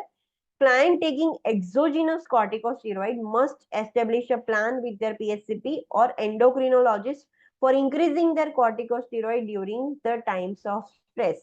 जो भी पर्सन बाहर से corticosteroid ले रहा है, exogenous बाहर से ले रहा है, उसको, वो पेशेंट को पीएससीपी के साथ या तो एंडोक्रिनोलॉजिस्ट के साथ एक प्लान बनाना पड़ेगा कि जब भी पेशेंट कोई स्ट्रेसफुल सिचुएशन में हो, स्ट्रेस में हो, तो पेशेंट को कितना कॉर्टिकोस्टेरॉइड का डोज कितना लेना है, क्या करना है, वो पेशेंट को पहले से ही प्लान बनाना है। स्ट्रेस में हो फिर एंडोक्रिनोलॉजिस्ट से कंसल्ट करे फिर वो बोले उतना लेना है, नहीं, पहले से उसको पता होना चाहिए कि कैसे स्ट्रेस के टाइम पे कितना लेना है, कितना बढ़ाना है, वो पहले से ही प्लान कर देना पड़ेगा उसको। It is very important for patient. अगर वो नहीं लेगा हाई डोज तो पेशेंट को एडिसोनियन क्राइसिस हो सकता है।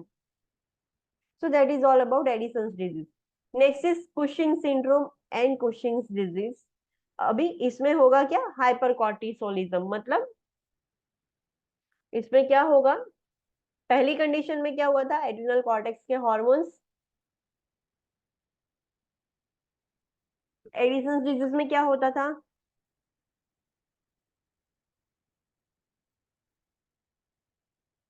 सिक्रेशन कम हो गया था।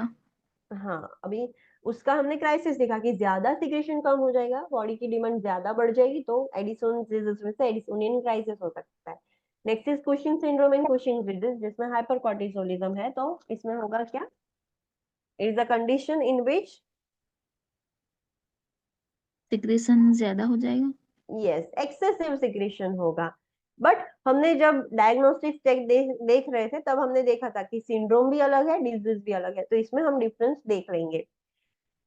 Cushing syndrome, it is a metabolic disorder resulting from chronic and excessive production of cortisol by the adrenal cortex or from the administration of glucocorticoids in large doses for several weeks or longer, that is exogenous, और उसको iatrogenic भी बोलते हैं। दो reason की वजह से Cushing syndrome हो सकता है। ईदर पेशेंट का जो एड्रिनल कॉर्टेक्स है वो ज्यादा प्रोडक्शन कर रहा है, या तो हम बाहर से ज्यादा दे रहे हैं। जैसे कि एडिसन्स डिजीज था, पेशेंट को ठीक करने के लिए हमने बाहर से कॉर्टिकोस्टेरॉइड देना स्टार्ट कर दिया, बट इतना ज्यादा दे दिया कि पेशेंट एडिसन्स डिजीज में से अब हो गया उसको कुशिंग सिंड्रोम। नॉर्मली भी जो भी पेशेंट कॉर्टिकोस्टेरॉइड ले रहा होता है उसको हमें ऑलवेज ध्यान रखना पड़ता है कि स्टीरॉइड्स की वजह से, लाइक मिथाइल प्रेडनिसोलोन, जिसमें सोलोन ओन ऐसी जो ड्रग्स है, अगर वो पेशेंट ज्यादा ले लेगा तो उसको कुशिंग सिंड्रोम हो सकता है। सो उसको खास ध्यान रखना पड़ता है। तो दोनों रीजन की वजह से होगा, जब हम बाहर से देते हैं या हॉस्पिटल की कुछ ट्रीटमेंट की वजह से पेशेंट को बीमारी होती है तो उसको बोलते हैं iatrogenic कॉज।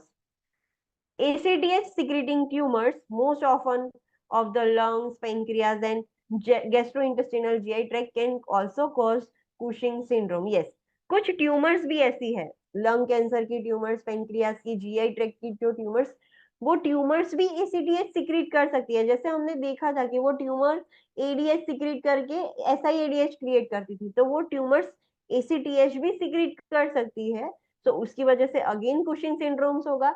सो इधर डायरेक्टली एड्रिनल ग्लैंड खराब हो गया है, या तो एसीटीएच सिक्रीशन बढ़ गया उसकी वजह से एड्रिनल ग्लैंड खराब हो गया, तो वो सीधा कुशिंग सिंड्रोम करेगा। बट अगर प्रॉब्लम है, कुशिंग डिजीज का मतलब क्या है? It is a metabolic disorder characterized by abnormal increase secretion of endogenous cortisol caused by increased amount of ACTH secreted by pituitary gland।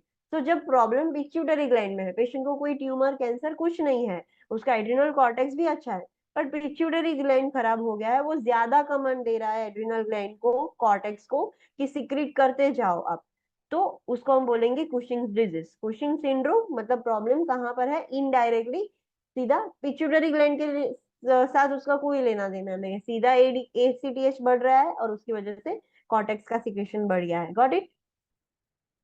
Understood the difference? Yes और no? Yes. Okay, so next है assessment findings. Let's see figure and table 47.1.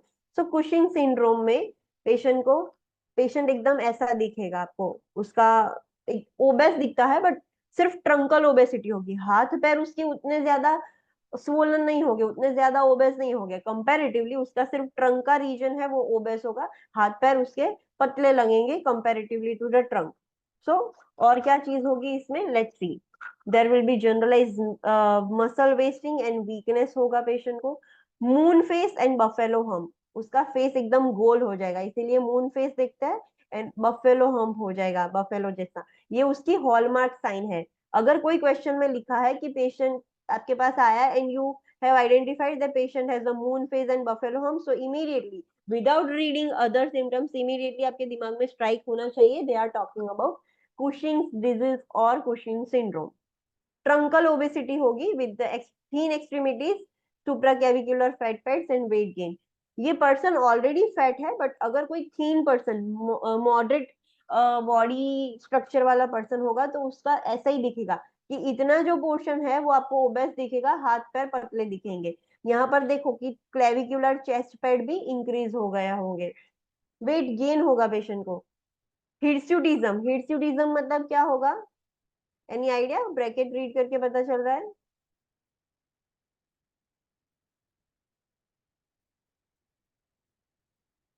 What happens in hirsutism?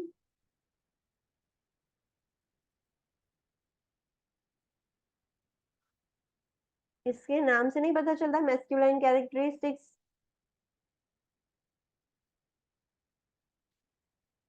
चलो gas करो, what will happen in this condition? Hirsutism में क्या होगा?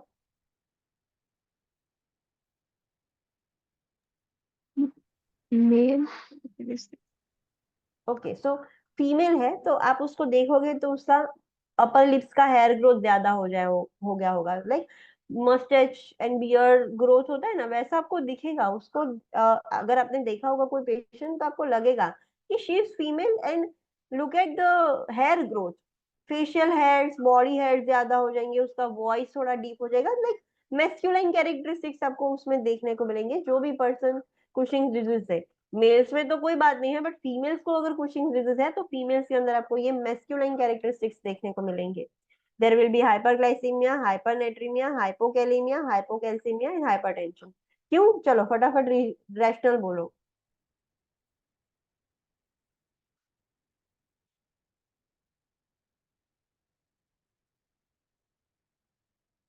Why this happens?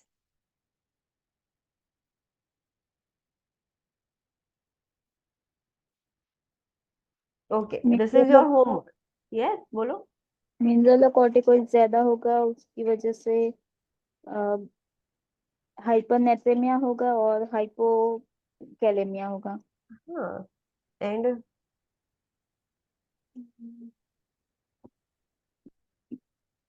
ग्लूकोकॉर्टिकोइड ज्यादा होगा उसकी वजह से हाइपरग्लाइसेमिया। हाइपरग्लाइसेमिया होगा, यस। एंड इसमें होता क्या है कि बॉडी में से कैल्शियम यूरिन प्रोडक्शन में भी ज्यादा निकल जाता है, कैल्शियम रहता नहीं है, तो हाइपोकैल्सीमिया भी होगा पेशेंट को। तो इसीलिए जब हम बाहर से भी ग्लूकोकॉर्टिकॉइड्स देते हैं, ऑस्टियोपोरोसिस का रिस्क है, तो पेशेंट को बोलते थे कि calcium intake, vitamin D intake बढ़ाओ, तो इसमें तो ऑलरेडी वो ज्यादा हो गया, तो ये रीजन की वजह से ये सारे साइन एंड सिम्टम्स है। Fragile skin that bruises easily, reddish purple striae on the abdomen and upper thigh. Yes, उसकी स्किन एकदम फ्रेजाइल हो जाएगी, अगर आप गलती से भी उसको पंच करोगे या उसको लगेगा तो there will be reddish purple striae, उसकी स्किन पर ऐसे ऐसे थाइस पर ऐसे ऐसे स्ट्राया जैसा हो जाएगा, रेड और पर्पल जैसी लाइंस क्रिएट हो जाएगी on the abdomen and upper thighs. So ये सारे उसके साइन एंड सिम्टम्स हैं।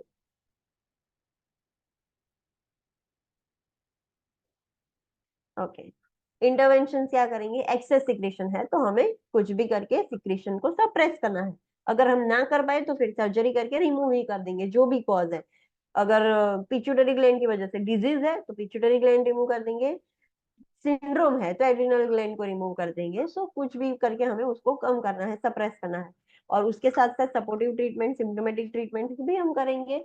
सो we have to monitor vital signs, particularly blood pressure, because इसमें सोडियम एंड वाटर रिटेंशन होगा, फ्लूइड ओवरलोड होगा। We have to monitor intake and output and weight, monitor lab values, particularly WBC count, serum glucose, sodium, potassium, calcium level सब check करेंगे, जो भी alter होता था वो। Prepare the client for radiation as prescribed if the condition results from pituitary adenoma. वो cancer की वजह से हो रहा है तो पेशेंट को रेडिएशन कीमो उसके लिए भी ठीक प्रिपेयर करना पड़ेगा, या तो ट्यूमर रिमूव करने के लिए सर्जरी, बट उसको वो ठीक करना पड़ेगा cause. We have to administer chemotherapeutic agents as prescribed for inoperable adrenal tumours. कोई ऐसी ट्यूमर्स है जो हम सर्जरी करके नहीं निकाल पाते तो उसके लिए कीमो एंड रेडिएशन, मतलब कीमो के लिए भी प्रिपेयर करना होगा, कीमोथेराप्यूटिक एजेंट्स देने पड़ेंगे। We have to prepare the client for removal of pituitary tumor. अगर पिट्यूटरी ग्लैंड पर ट्यूमर है, वो मेन कॉज है, तो वो रिमूव करने के लिए हम सर्जरी करेंगे, दैट इज हाइपोफाइसेक्टोमी वाया सबलेबियल ट्रांसफिनोइडल एडिनेक्टोमी, क्रेनियोटोमी, जो भी है। If the condition results from increase pituitary secretion of ACTH, अगर ये कॉज है तो उसके लिए हमें हाइपोफाइसेक्टोमी करना होगा।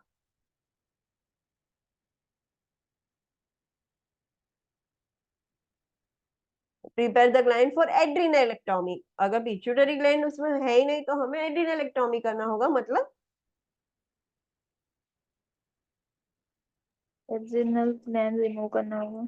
yes, we are removing the adrenal gland या adrenal cortex की में ट्यूमर है इसीलिए वो खराब हो गया है, तो जो भी रीजन है, but it's removing the portion और whole adrenal gland if the condition results from adrenal adenoma, adrenal की वजह से हुआ है। सो ग्लूकोकॉर्टिकॉइड रिप्लेसमेंट में बी रिप्लेस फॉलोइंग एड्रिनलेक्टोमी। अगर हम एड्रिनल ग्लैंड निकाल देंगे ठीक करने के लिए तो कंप्लीटली बंद हो जाएगा, अब सिक्रेशन होगा कहाँ से?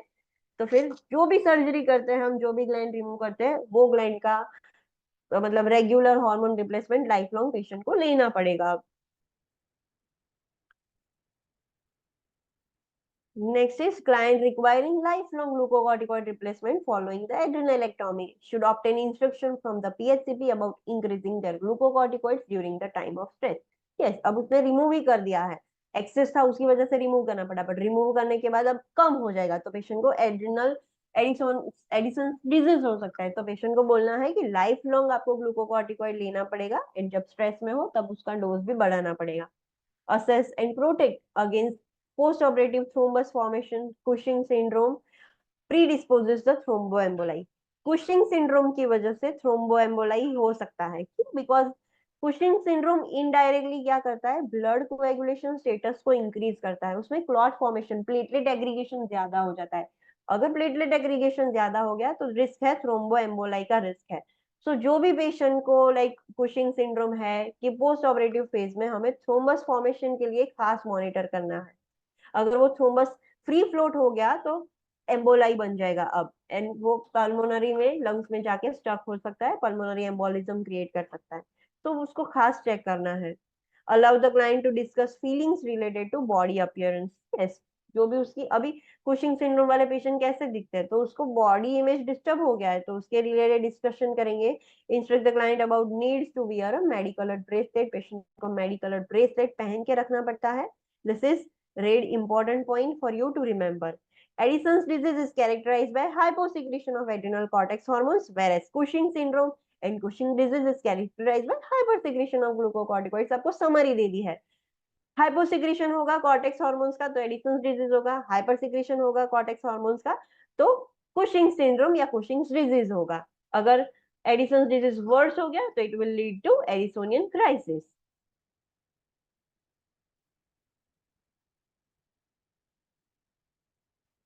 नेक्स्ट है प्राइमरी हाइपर एल्डोस्टेरोनिज्म, जिसको हम बोलते हैं Conn's disease. Now what is the difference hyperaldosteronism and Cushing syndrome में? इसमें भी ज्यादा है, कुछ हाइपर की बात हो रही है। So why it is different from Cushing syndrome, let's study. इसमें होता क्या है, बेसिकली इसको कॉन्स डिजीज भी बोलते हैं, सो कंफ्यूज मत हो जाना अगर ये नेम आता है तो। Hyper secretion of mineralocorticoids only from the adrenal cortex of the adrenal gland। जब कुशिंग सिंड्रोम में, एडिसन्स डिजीज में क्या होता था, हाइपोसिक्रेशन ऑफ ग्लूकोकॉर्टिकॉइड्स, मिनरलोकॉर्टिकॉइड्स सब होता था। कुशिंग्स में उसका सिक्रेशन सिर्फ ग्लूकोकॉर्टिकॉइड्स या उसमें some portion of mineralocorticoids, but main role उसमें ग्लूकोकॉर्टिकॉइड्स ज्यादा आपने देखा कि रोल प्ले कर रहा था। मिनरलोकॉर्टिकॉइड्स भी बढ़ते हैं, बट कौन डिजीज में सिर्फ और सिर्फ मिनरलोकॉर्टिकॉइड्स का सिक्रेशन बढ़ जाएगा। Understood?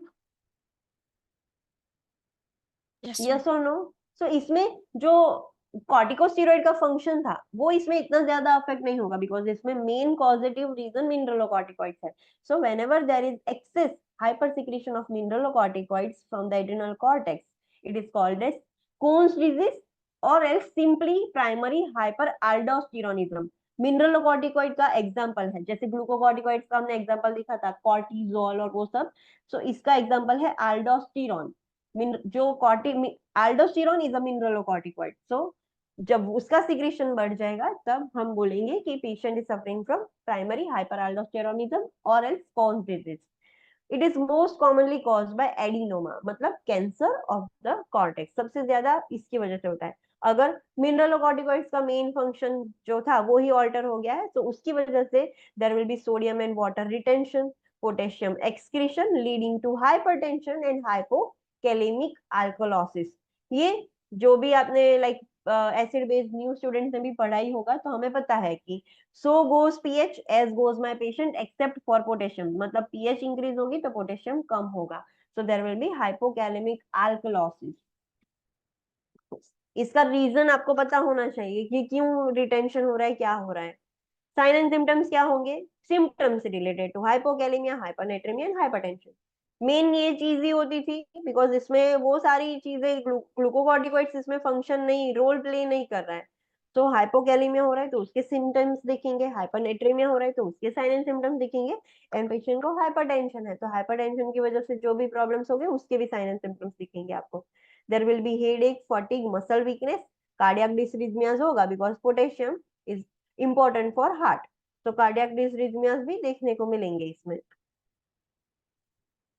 There will be paraesthesia, tetany होगा पेशेंट को, विजुअल चेंजेस देखने को मिलेगा, ग्लूकोज इंटॉलरेंस होगा पेशेंट में, and elevated serum aldosterone levels.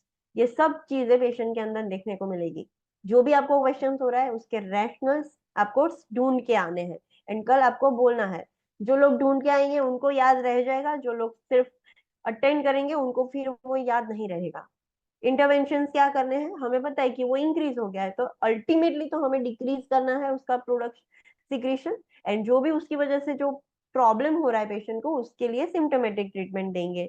So we have to monitor vital signs, particularly blood pressure.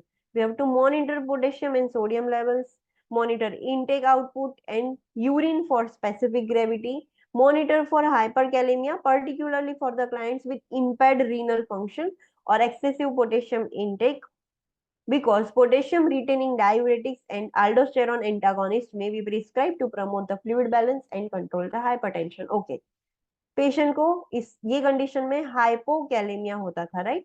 तो उसको ठीक करने के लिए हमने पोटेशियम सप्लीमेंट बढ़ाया होगा, राइट? ठीक करने के लिए हाइपोकैलेमिया हो जाएगा तो फिर पेशेंट को प्रॉब्लम हो जाएगा, तो हम ठीक करने के लिए हमने पोटेशियम इनटेक बढ़ाया पेशेंट का। फिर हमने डायूरेटिक्स दिए। कैसे डायूरेटिक्स, वाटर रिटेंशन होता था तो वाटर को तो हमें निकालना है, हम रख नहीं सकते, तो हमने डायूरेटिक्स दिए। बट डायूरेटिक्स बहुत सारे टाइप्स के हैं जो हम फार्माकोलॉजी में देखेंगे, loop diuretic, thiazide diuretics and potassium sparing diuretics. अभी उसका नाम ही आपको बता देगा, potassium sparing.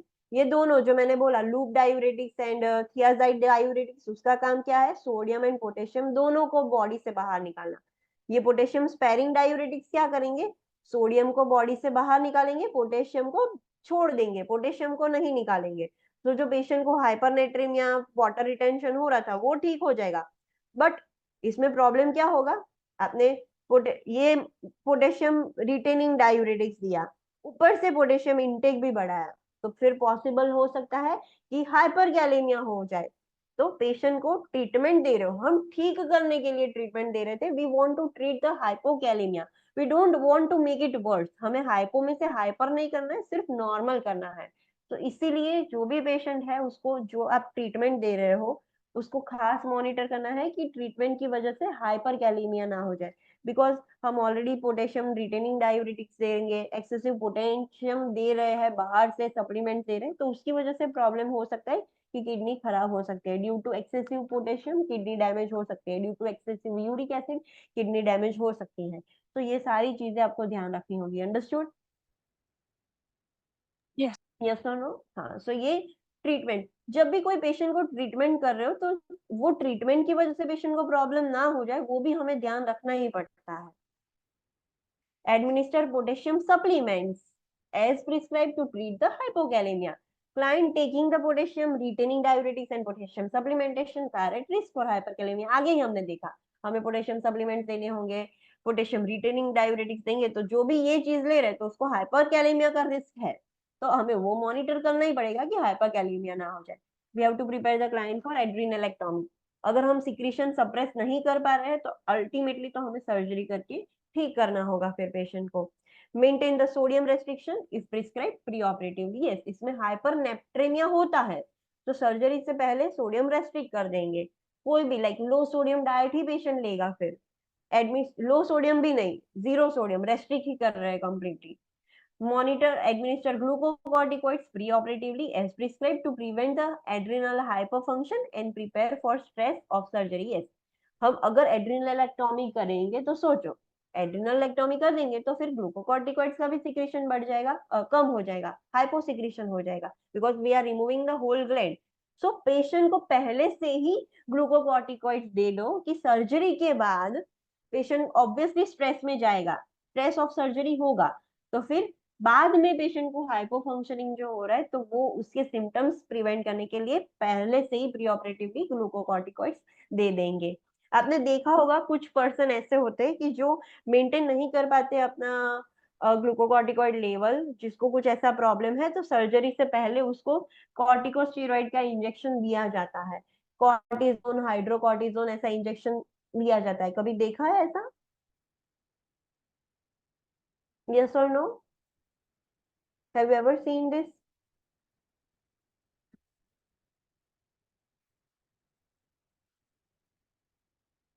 Okay.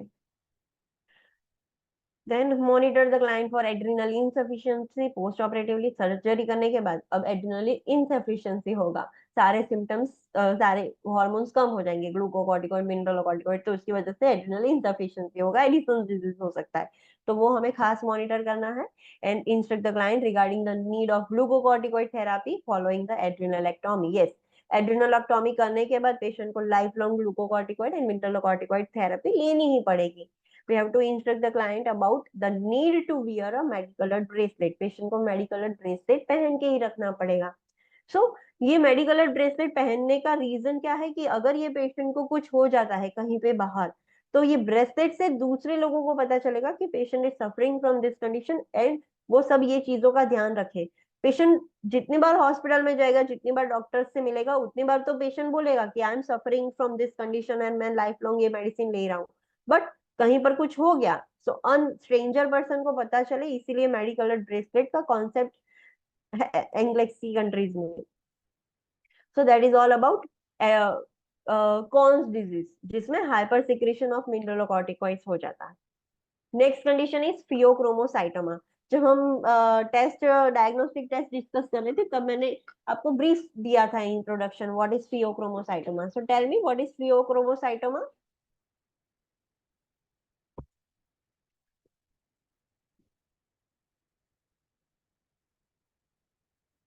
What do mean by phaeochromocytoma? हमने जब डायग्नोस्टिक टेस्ट पढ़ रहे थे, यूरिन वाला test, 24 hour urine collection for vanillyl mandelic acid VMA, तो उसमें देखा था फियोक्रोमोसाइटोमा। तो व्हाट इज दैट? ट्यूमर असेल ना? ओके, बट उसकी वजह से होता क्या है अल्टीमेटली? इंक्रीज डिक्रीज क्या होगा?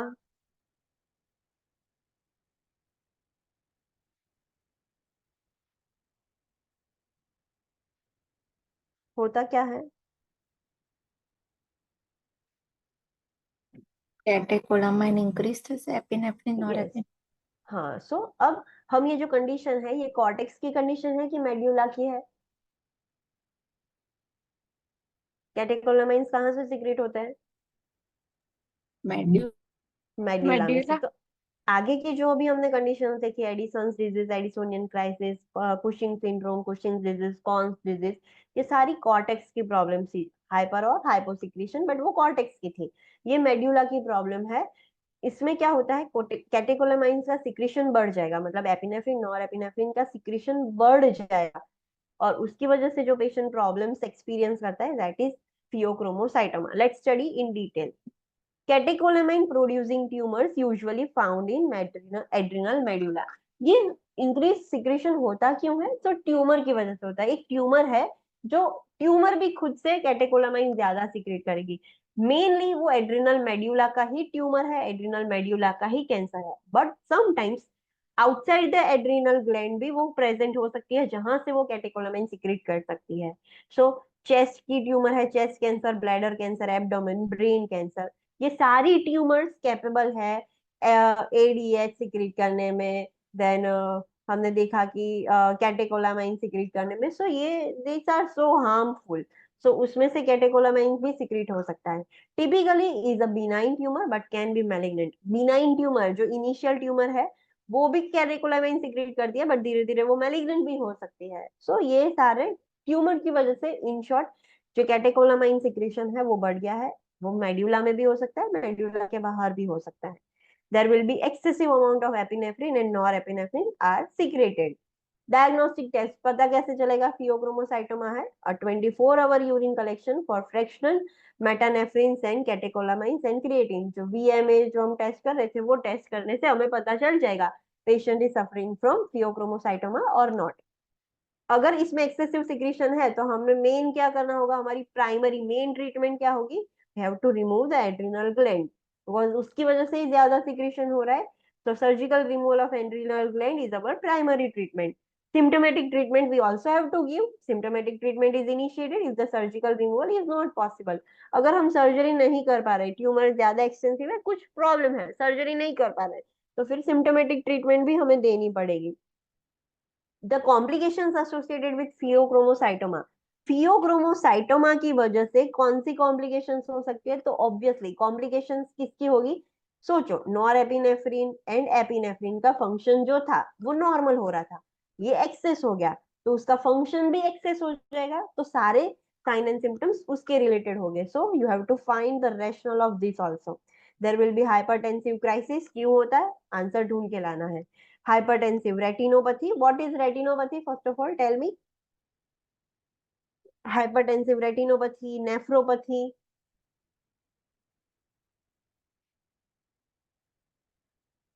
रेटिनोपैथी, नेफ्रोपैथी का मतलब क्या?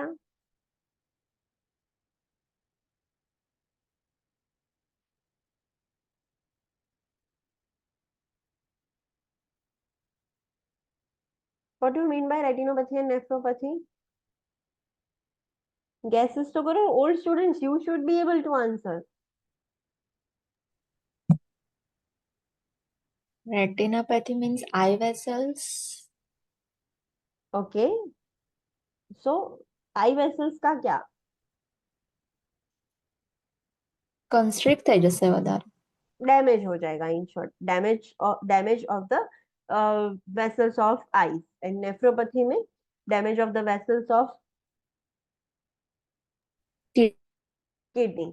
तो ये चीज याद रखना है। डायबिटिक रेटिनोपैथी, नेफ्रोपैथी, न्यूरोपैथी होता है। हाइपरटेंसिव नेफ्रोपैथी, रेटिनोपैथी भी होगा। क्यों? बिकॉज जब हाई प्रेशर से, सोचो ये ब्लड वेसल्स है, अगर हाई प्रेशर से ब्लड फ्लो कर रहा है, तो ये जो एंडोथीलियल लेयर है वो शेड ऑफ होके डैमेज हो सकता है। एंड वो डैमेज हो जाएगा तो धीरे धीरे वो वेसल्स कंस्ट्रिक्ट हो जाएगी, इन शॉर्ट डैमेज हो जाएगी। So due to high blood pressure ये लेयर अंदर का डैमेज हो सकता है। आईज की वेसल्स का लेयर, किडनीज की जो ब्लड वेसल्स है उसका लेयर भी डैमेज हो सकता है। तो कॉज था हाइपरटेंशन, तो उसकी वजह से होगा, तो हाइपरटेंसिव रेटिनोपैथी एंड नेफ्रोपैथी बोलेंगे। डायबिटीज की वजह से, due to high level of glucose in the blood, उसकी वजह से भी एंडोथेलियल लेयर, जहां पर ऐसा नहीं बोलते कि जहां पर शुगर है वहां पर लाइक कीड़े ज्यादा होंगे, तो जहां पर शुगर ज्यादा है वहां पर इन्फ्लामेशन ज्यादा होगा। इन्फ्लामेटरी रिएक्शन की वजह से ये लेयर डैमेज हो जाता है। सो ड्यू टू डायबिटीज अगर ब्लड वेसल्स डैमेज हो रही है तो हम बोलेंगे diabetic retinopathy, diabetic nephropathy. Understood? So ये क्यों होता है उसका रेशनल आपको ढूंढना है। But due to phaeochromocytoma there will be hypertensive retinopathy, eye vessels, eye भी डैमेज हो सकती है, किडनी भी डैमेज हो सकती है, कार्डियक एनलार्जमेंट होगा, डिसरिथमियाज होगा, हार्ट फेलियर होगा, मायोकार्डियल इंफार्क्शन हो सकता है, इंक्रीज प्लेटलेट एग्रीगेशन, प्लेटलेट ज्यादा हो सकती है, मतलब क्लॉट फॉर्मेशन भी हो सकता है, एंड स्ट्रोक भी आ सकता है। So this are the complication, इसकी वजह से ये सारे प्रॉब्लम्स हो सकते हैं फियोक्रोमोसाइटोमा की वजह से। Death can occur from shock also. कौन से शॉक की बात हो रही है? आगे देखो, आगे का पॉइंट देखो, एफ पॉइंट से आइडेंटिफाई करो कि कौन से शॉक, कौन से वाले शॉक से डेथ हो सकती है पेशेंट की। कितने कितने शॉक्स है बोलो, लिस्ट द नेम्स। शॉक के नेम बोलो फटाफट, चलो। हाइपोवॉलेमिक शॉक, हाइपोवोलेमिक शॉक, फिर septic shock, septic, septic, then cardiogenic, cardiogenic, yes, then heart failure, that is not, वो कार्डियोजेनिक शॉक में कंसीडर करेंगे। Neurogenic shock, neurogenic, septic, then septic हो गया, एनाफाइलेक्टिक, ओके, एनाफाइलेक्टिक, देन अभी भी एक रह गया जो इसका सब पोर्शन है, न्यूरोजेनिक और स्पाइनल शॉक। तो ये पेशेंट को कौन से शॉक की बात हो रही है? Death can occur from the shock, कौन से शॉक से डेथ होगी इसकी?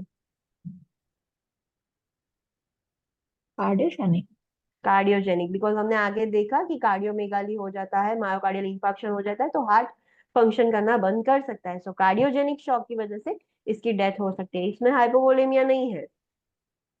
ओके, तो death can occur from the shock.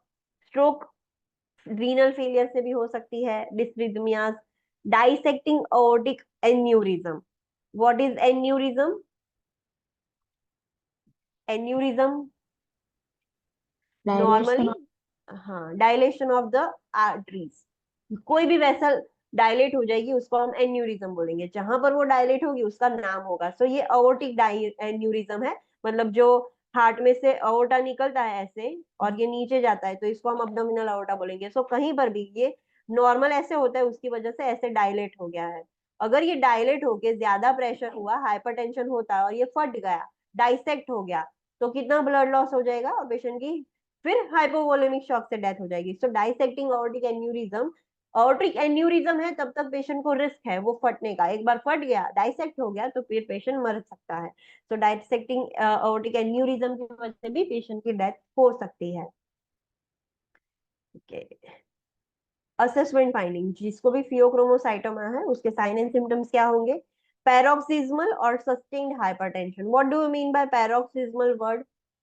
पैरोक्सिज्म, paroxysmal word का मतलब क्या?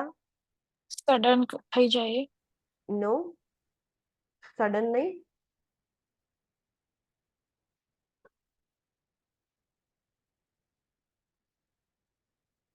ऑन ऑफ जैसा। पेशेंट को अचानक से ब्लड प्रेशर बढ़ गया, थोड़े टाइम के लिए वो बढ़ा हुआ रहा, फिर वापस से कम हो गया, फिर थोड़े टाइम के बाद वापस बढ़ा, सेम थोड़े टाइम के लिए, कुछ मिनट्स कुछ घंटे के लिए बढ़ रहा, फिर वापस से कम हो गया। तो ये जो रिपीटेडली चेंज हो रहा है ना, इंक्रीज होता है, थोड़े टाइम के लिए रहता है, फिर नॉर्मल हो जाए, फिर इंक्रीज होता है, तो दैट इज पैरोक्सिज्मल हाइपरटेंशन। सस्टेन मतलब कंटिन्यूअसली पेशेंट का ब्लड प्रेशर हाई आ रहा है, कंटिन्यूअसली सस्टेन। पैरोक्सिज्मल मतलब वो फ्लक्चुएट हो रहा है। अंडरस्टूड? यस मैम, ओके, सो पैरोक्सिज्मल हाइपरटेंशन हो सकता है या तो सस्टेन भी हो सकता है। सीवियर हेडेक होगा पेशेंट को, पाल्पिटेशंस होगा, आप जब like patient can feel the heart beat, तो पाल्पिटेशन होगा, there will be flushing and profuse diaphoresis, बहुत ही एक्सेसिव, प्रोफ्यूज मतलब एक्सेसिव स्वेटिंग होगा, पेन इन द चेस्ट और abdomen with the nausea and vomiting, heat intolerance हो जाएगा, patient गर्मी सहन ही नहीं कर पाएगा, वेट लॉस होगा, ट्रेमर्स होगा, हाइपरग्लाइसेमिया होगा। ये सारे उसके साइन एंड सिम्टम्स हैं। इंटरवेंशन, जब भी फियोक्रोमोसाइटोमा होता है तो इंटरवेंशन क्या करनी है, हमें पता है कि वो एक्सेस हो गया है, तो हमें कुछ भी करके उसको कम करना है। सर्जरी भी कर सकते हो, कुछ भी करो, बट उसको सप्रेस करना है। So let's see a clinical judgement box. आपको एग्जाम में ऐसे क्वेश्चन आएंगे। A client with a pheochromocytoma suddenly develops a severe headache, dizziness, and blurred vision. The nurse checks the client's vital signs and notes that the client's respiratory rate is 28. The client is dyspneic. The blood pressure is 220 by 140 mm of Hg, and the nurse analyzes these cues and determines the client is developing the hypertensive crisis and takes the following action. अब ये symptoms तो हमने assessment में देखे ही नहीं, right? तो फिर आपको इसमें क्यों दिया है? बिकॉज हमने ये पढ़ा है कि पेशेंट को हाइपरटेंसिव क्राइसिस हो सकता है। हाइपरटेंसिव क्राइसिस होगी तो क्या साइन एंड सिम्टम्स होंगे, ये आपको पता होना चाहिए। So due to this patient को ये सारे सिम्टम्स हो गए और नर्स को पता चल गया कि ये सारे हाइपरटेंसिव क्राइसिस के सिम्टम्स है and I have to do something immediately. तो क्या एक्शंस ले सकती है nurse? Place the client in a semi Fowler's position, immediately उसकी head of the bed elevate कर दो तो एटलीस्ट वीनस रिटर्न हो सके। सो सेमी फाउलर्स पोजीशन दे दो, डिज्निया है तो उसमें भी हेल्पफुल हो जाएगा पेशेंट को। Notify the PHCP, prepare to administer oxygen, start the IV infusion of normal saline 0.9 है मतलब आइसोटोन होगा normal saline solution and infuse it slowly to prevent fluid volume overload which would further increase the blood pressure. Yes, hypertension है already, hypertension की वजह से blood pressure increase हो रहा है, तो फिर हम आईवी फ्लूइड देंगे तो और वॉल्यूम बढ़ेगा और क्या होता है कि बढ़ेगा। तो फिर हम क्यों आईवी फ्लूइड दे रहे हैं, इसका आंसर आपको ढूंढ के लाना है। ऑलरेडी ब्लड प्रेशर ज्यादा है, आईवी फ्लूइड देने से इंट्रावेस्कुलर वॉल्यूम बढ़ता है, तो फिर क्यों देना पड़ता है, ये आपको आंसर ढूंढ के लाना है। इसका rational you have to find it out. We have to administer intravenous medications to lower the blood pressure. Blood pressure कम करने के लिए भी हमें मेडिसिन देनी होगी, एंटी हाइपरटेंसिव देनी होगी in short. Monitor for blood pressure frequently for a response and monitor for complication. Treatment दे दी, एंटी हाइपरटेंसिव दे दी, उसका मतलब हमारा काम खत्म नहीं हुआ है। पेशेंट का ब्लड प्रेशर फ्रीक्वेंटली मॉनिटर करके रहना है, बिकॉज हमें देखना है कि हमने मेडिसिन दी तो उसकी असर हो रही है कि नहीं, या फर्दर बढ़ रहा है कि कॉम्प्लिकेशन हो रही है, कि अच्छे से पॉजिटिव रिस्पॉन्स आ रहा है, उसके लिए हमें चेक करते रहना होगा। अदर ट्रीटमेंट क्या करोगे? Intervention, monitor vital signs particularly blood pressure and heart rate, खास करके मॉनिटर करो। Monitor for hypertensive crisis, monitor for complications that can occur with hypertensive crisis. Hypertensive crisis के साइन एंड सिम्टम्स देखने हैं and वो भी देखना है कि अगर हाइपरटेंसिव क्राइसिस हो गया तो उसकी वजह से और कॉम्प्लिकेशंस हो सकते हैं, लाइक स्ट्रोक आ सकता है पेशेंट को, कार्डियक डिसरिथमियाज हो सकता है, मायोकार्डियल इंफार्क्शन भी हो सकता है। तो सारी चीजें देखनी पड़ेगी। Instruct the client not to smoke, drink caffeinated beverages और to change the position suddenly. Why? Read it and come with the answers tomorrow. Patient को बोलेंगे स्मोकिंग नहीं करना है, कैफेनेटेड बेवरेजेस नहीं लेने हैं, पोजीशन सडनली चेंज नहीं करनी है। Prepare the client to administer alpha adrenergic blocking agents and beta adrenergic blocking agents as prescribed to control a hypertension. Alpha adrenergic blocking agents are started 7 to 10 days before beta adrenergic blocking agents. Okay, this is somewhat of pharmacological concept. Body में हमारे alpha receptors होते हैं, alpha 1 alpha 2 ऐसे beta receptors होते हैं। सो वो receptors का काम है वेजो कॉन्स्ट्रिक्शन करना, डायलेशन करना, वो ऐसा काम होता है। हम फार्माकोलॉजी में डिटेल में देखेंगे कि अल्फा रिसेप्टर्स बीटा रिसेप्टर्स का काम क्या है, बट पेशेंट को हमें अल्फा रिसेप्टर्स ब्लॉकिंग देना है, मतलब अल्फा रिसेप्टर्स एंटागोनिस्ट देना है जो उसके काम को अपोजिट कर सके। वैसे ही बीटा रिसेप्टर एंटागोनिस्ट देना है, ब्लॉकिंग एजेंट देना है। दोनों मेडिसिन देनी होगी, बट कैसे देनी है? अल्फा रिसेप्टर एड्रीनर्जिक जो ब्लॉकिंग एजेंट्स है, एंटागोनिस्ट है, वो 7 से 10 दिन पहले देंगे, फिर 7 से 10 दिन वो मेडिसिन दे रहे हैं, फिर उसके बाद उतने दिन बाद फिर हम beta adrenergic blocking agent start करेंगे, मतलब बीटा एंटागोनिस्ट स्टार्ट करेंगे। Got it? डिटेल में क्या है व्हाट इज अल्फा बीटा वो हम फार्माकोलॉजी में देखेंगे, बट अभी के लिए इतना याद रखो कि फियोक्रोमोसाइटोमा में मेडिसिन दो दी जाती है, alpha antagonist and beta antagonist. Alpha antagonist पहले दी जाती है, फिर 7 से 10 दिन बाद बीटा एंटागोनिस्ट दी जाएगी। Got it?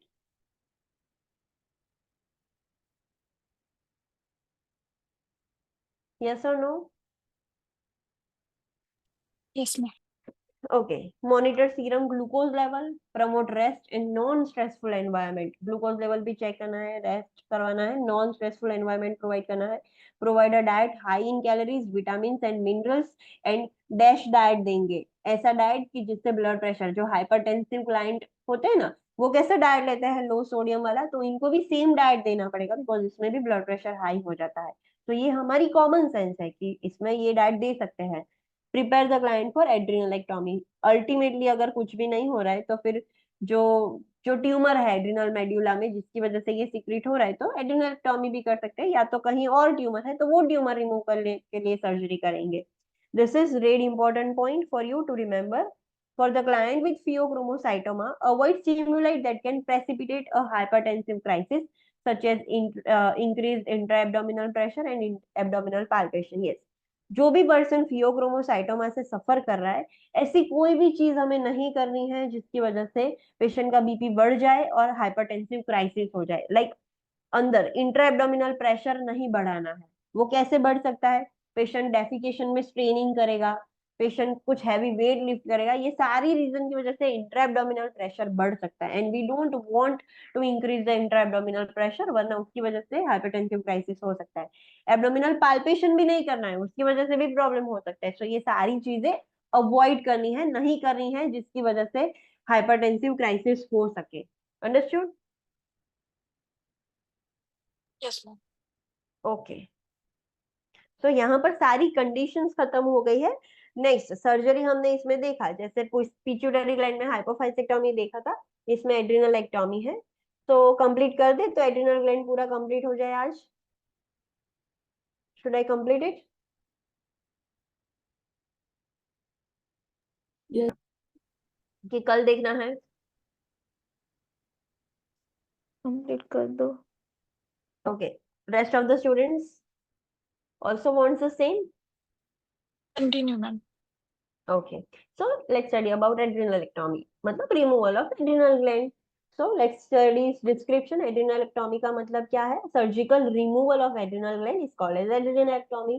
Lifelong glucocorticoid mineralocorticoid replacement is necessary with bilateral adrenalectomy. Yes, अगर हमने एक ही साइड का निकाला है तो एक साइड का एड्रिनल ग्लैंड उतना, मतलब दोनों का फंक्शन, जैसे कोई पेशेंट होता है जिसकी एक किडनी निकाल देते हैं तो दोनों किडनी का काम अब एक किडनी करेगी, वैसे ही एक साइड का एड्रिनल ग्लैंड निकालोगे तो दोनों का काम एक ही कर सकता है.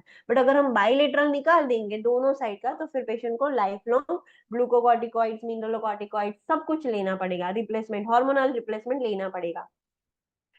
Temporary glucocorticoid replacement usually up to 2 years is necessary after unilateral adrenectomy. अभी एक साइड का हमने एड्रिनल ग्लैंड निकाल दिया है, दूसरी साइड का दोनों का फंक्शन टेक ओवर कर लेगा, but it will take time. So initially starting में 2 साल तक हमें temporary replacement, low doses of replacement हमें करना पड़ेगा जब तक कि पूरा फंक्शन दूसरा एड्रिनल ग्लैंड टेक ओवर नहीं कर लेता.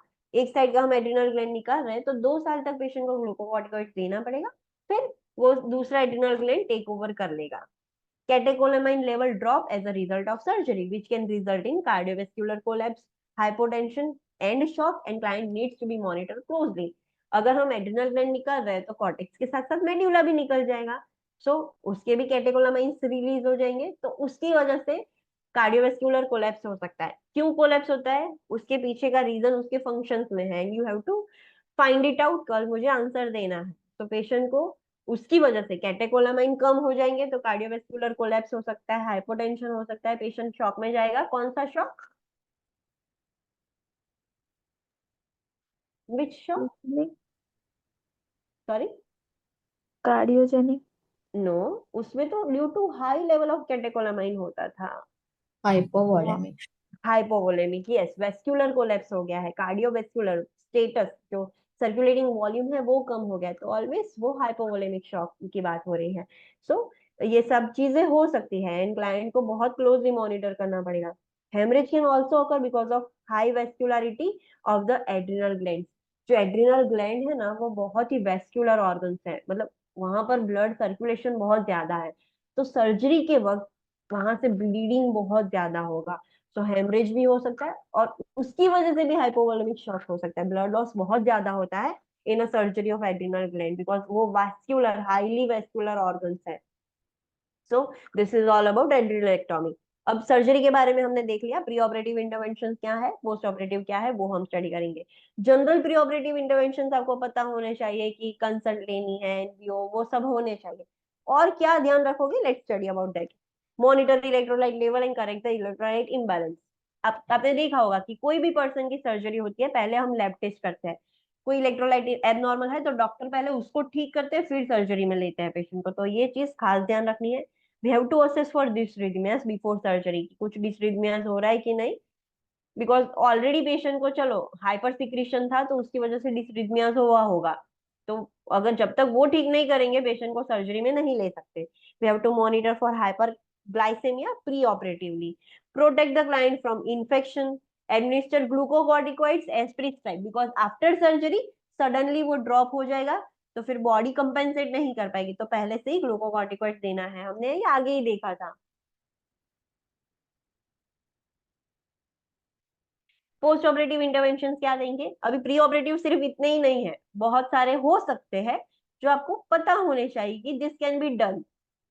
पोस्ट ऑपरेटिव इंटरवेंशन क्या करेंगे, सर्जरी के बाद we have to monitor vital signs, monitor intake and output. If urinary output is less than 30 ml per hour, notify the PHCP or nephrologist because this may result in acute kidney injury and indicate the impending shock. Yes, हमें पता है urine output 30 ml से कम नहीं होना चाहिए per hour. अगर इससे कम हो गया है तो इमीडिएटली पीएचसीपी को या नेफ्रोलॉजिस्ट को बताना होगा।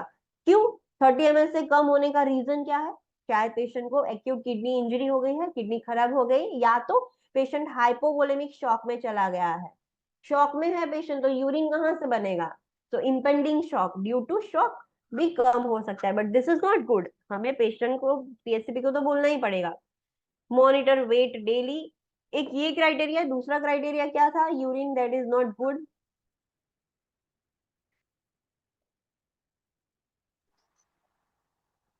15 मिनट। यस, 15 मिनट तक कोई यूरिन प्रोडक्शन नहीं है, that is also not good. Monitor electrolyte and serum, glucose level check करेंगे। Monitor the signs of haemorrhage and due to that hypovolaemic shock, because हमने आगे ही देखा कि adrenal gland is so vascular organ, so haemorrhage होता है, उसकी वजह से शॉक भी हो सकता है। And particularly first 24 to 48 hours are so crucial, अगर हेमरेज होना होगा तो तब हो जाएगा। सो हमें कैसे पता चलेगा हेमरेज हो रहा है, तो सर्जिकल साइट जो इंसिजन साइट है वहां से कैसा डिस्चार्ज निकलेगा, इंटेग्यूमेट्री में हमने ड्रेनेज देखा था, कौन सा ड्रेनेज निकलेगा, सीरो सैंग्विनियस। कितने ड्रेनेज थे, चलो नाम बोलो।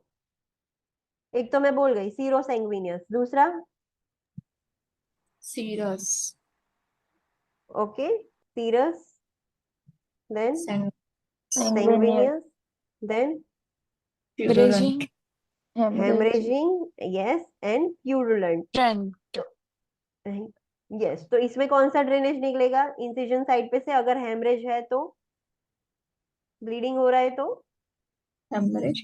हेमरेजिक ही निकलेगा। है। यस, स्टार्टिंग में ब्लीडिंग स्टार्ट होगा तब सैंग्विनियस होगा, फिर धीरे धीरे जैसे जैसे ब्लीडिंग बढ़ेगा सैंग्विनियस में से हेमरेजिक हो जाएगा, and this is not good. अगर ड्रेन प्रेजेंट होगी तो ड्रेन में भी ज्यादा ड्रेनेज निकलेगा ब्लड वाला। Okay, monitor for the manifestations of adrenal insufficiency. Yes, surgery किया है तो इमीडिएटली सारे हार्मोन्स कम हो जाएंगे तो एड्रिनल इनसफिशिएंसी हो जाएगा, तो उसके भी साइन एंड सिम्टम्स हमने देखे, एडिसन्स डिजीज होगा, तो वो भी हमें देखना है कि पेशेंट को सर्जरी के बाद एडिसन्स डिजीज ना हो जाए। Assess the dressing for drainage, जो ड्रेसिंग किया है सर्जिकल साइड पर वहां से ड्रेनेज निकलेगा तो वो भी असेस करना है, बिकॉज ड्रेनेज से हमें पता चल जाएगा वहां पर इंफेक्शन है, नॉर्मल ड्रेनेज है, एबनॉर्मल है, क्या है। Monitor for paralytic ileus, that is what is paralytic iliacus,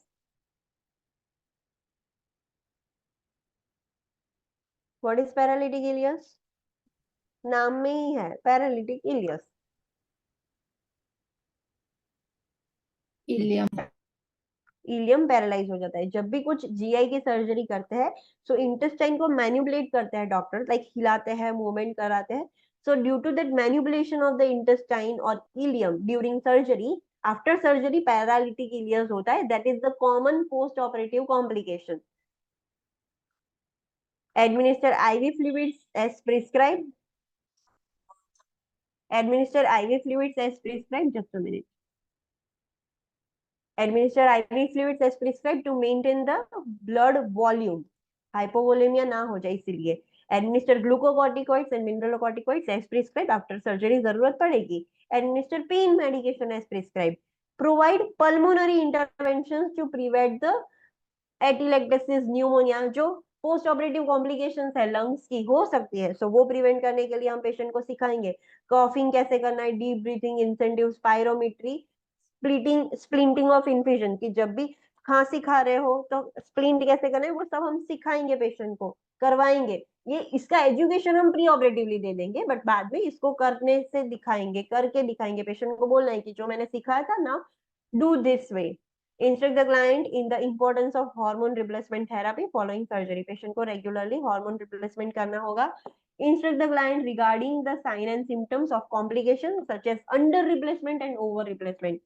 ये ध्यान रखना है कि हार्मोन रिप्लेसमेंट कर रहे हैं तो वो कम भी ना हो, ज्यादा भी ना हो। तो पेशेंट को सिखाना होगा कि what are the sign and symptoms, ये आप अच्छे से नहीं ले रहे हो या ज्यादा ले रहे हो। Instruct the client regarding the need to wear a medical bracelet, patient को पहनना पड़ेगा वो। Okay, so this is all about adrenalectomy. Let's do a quick revision. आज हमने क्या देखा? आज हमने एड्रिनल ग्लैंड की कंडीशंस देख ली। सो फर्स्ट हमने देखा एड्रिनल कॉर्टेक्स इनसफिशिएंट, जिसको हम एडिसन्स डिजीज भी बोलते हैं। इसमें जो एड्रिनल कॉर्टेक्स के हार्मोन्स है, ग्लूकोकॉर्टिकॉइड्स, मिनरलकॉर्टिकॉइड्स, सेक्स हार्मोन्स, वो सब कम हो जाएंगे। उसका असेसमेंट देखा कि अगर वो कम हो जाएंगे तो क्या साइन एंड सिम्टम्स दिखेंगे, और उसके इंटरवेंशन देखे। मेन इंटरवेंशन हमें रिप्लेसमेंट करना है, एंड जो भी कॉज है जिसकी वजह से हुआ है वो ठीक करना पड़ेगा कि क्यों कम हो गया है। क्लाइंट को एजुकेशन देना पड़ेगा कि लाइफ लाइन लेनी पड़ेगी, स्ट्रेस में ज्यादा लेना पड़ेगा, और अगर ये ले रहे हो तो ये भी ध्यान रखो कि ओवर ना हो जाए। जब भी ग्लूकोकॉर्टिकॉइड्स लेते हो तो है रिस्क ऑस्टियोपोरोसिस का, तो कैल्शियम और उसके सप्लीमेंट्स लो। देन मिनरलोकॉर्टिकॉइड्स ले रहे हैं पेशेंट, तो फिर उसको हाई इन सोडियम वाला डाइट लेना पड़ेगा। सो ये सारी चीजें हमें देखनी पड़ेगी। देन कॉम्प्लिकेशंस जो भी है रिप्लेसमेंट की वजह से, अंडर या ओवर रिप्लेसमेंट, वो सिखाना पड़ेगा। अगर एडिसन्स डिजीज ज्यादा हो गया, एडिसन्स लाइक ज्यादा पेशेंट को प्रॉब्लम हो गया, ज्यादा डेफिशिएंसी हो गई, तो एडिसन्स डिजीज में से एडिसन्स क्राइसिस हो जाएगा। क्या है वो हमने देखा, क्यों होता है वो हमें पता होना चाहिए। एक तो स्ट्रेस ट्रॉमा, वो तो है, बट अगर पेशेंट अगर मेडिसिन विड्रॉल कर देता है सडनली तो भी हो सकता है। सारे सिम्टम्स सेम होंगे बट थोड़े ज्यादा होंगे, उसकी सीवियरिटी बढ़ जाएगी। तो असेसमेंट फाइंडिंग देखा, उसका इंटरवेंशन देखा। What is the red important point?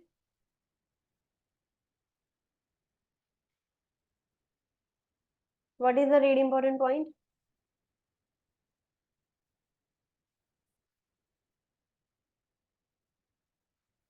Online students, what is this very important point?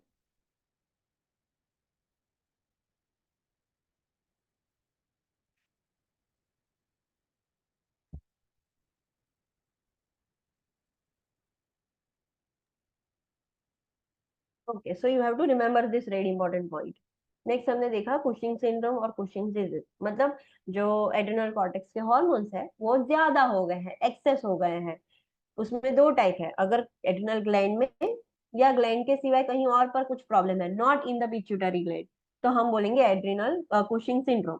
But अगर प्रॉब्लम पिट्यूटरी ग्लैंड में है जो ज्यादा कमांड दे रहा है, तो हम उसको बोलेंगे कुशिंग डिजीज। उसके हमने साइन एंड सिम्टम्स देखे एंड उसकी इंटरवेंशन देखिए। ज्यादा हो गया है तो हमें सप्रेस करना है, अल्टीमेटली हम रिमूव भी कर सकते हैं। पिट्यूटरी ग्लैंड या ट्यूमर है या एड्रिनल ग्लैंड, उसको रिमूव भी कर सकते हैं। इसमें what is the really important point?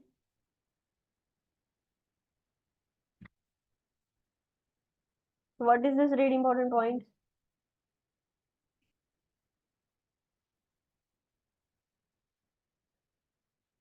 Okay, remember this really important point. फिर हमने देखा प्राइमरी हाइपर अल्डोस्टेरोनिज्म। इसमें भी एक्सेसिव सिक्रेशन होता है but only of the mineralocorticoid, that is aldosterone. तो जो सिम्टम्स होंगे वो सिर्फ और सिर्फ मेनली लिमिटेड टू मिनरलोकॉर्टिकॉइड्स होंगे, दूसरे हो सकते हैं बट मेनली मिनरलोकॉर्टिकॉइड्स के सिम्टम्स ज्यादा होंगे। सो उसके हमने साइन एंड सिम्टम्स देखे। एंड इंटरवेंशन देखी, वो हाइपर सिक्रेशन हो गया तो हमें उसको ठीक करना है, साथ साथ में सिम्टोमेटिक ट्रीटमेंट भी देंगे। फिर हमने देखा फियोक्रोमोसाइटोमा, ये एक ऐसी कंडीशन है जिसमें एड्रिनल मेड्यूला में एक ट्यूमर होती है, या तो बॉडी में कहीं पे भी एक ट्यूमर है जो कैटेकोलामाइन सिक्रीट कर रहे हैं, मतलब there is excessive of catecholamine like epinephrine and norepinephrine. So उसकी वजह से पेशेंट्स को जो प्रॉब्लम होता है वो हम देखेंगे इसमें, उसमें हमने देखा एंड उसके साइन एंड सिम्टम्स देखे कि एपिनेफ्रिन नॉरएपिनेफ्रिन ज्यादा हो जाएगा तो क्या प्रॉब्लम होगा, एंड उसके इंटरवेंशन देखे कि एपिनेफ्रिन और नॉरएपिनेफ्रिन कैटेकोलामाइन बढ़ जाता है तो उसकी वजह से और कॉम्प्लिकेशंस होंगे एंड उसको कैसे ट्रीट करना है, हमें अल्टीमेटली वो कम करना है और उसके जो कॉम्प्लिकेशंस हो रहे हैं उसको ठीक करना है। What is this red important point?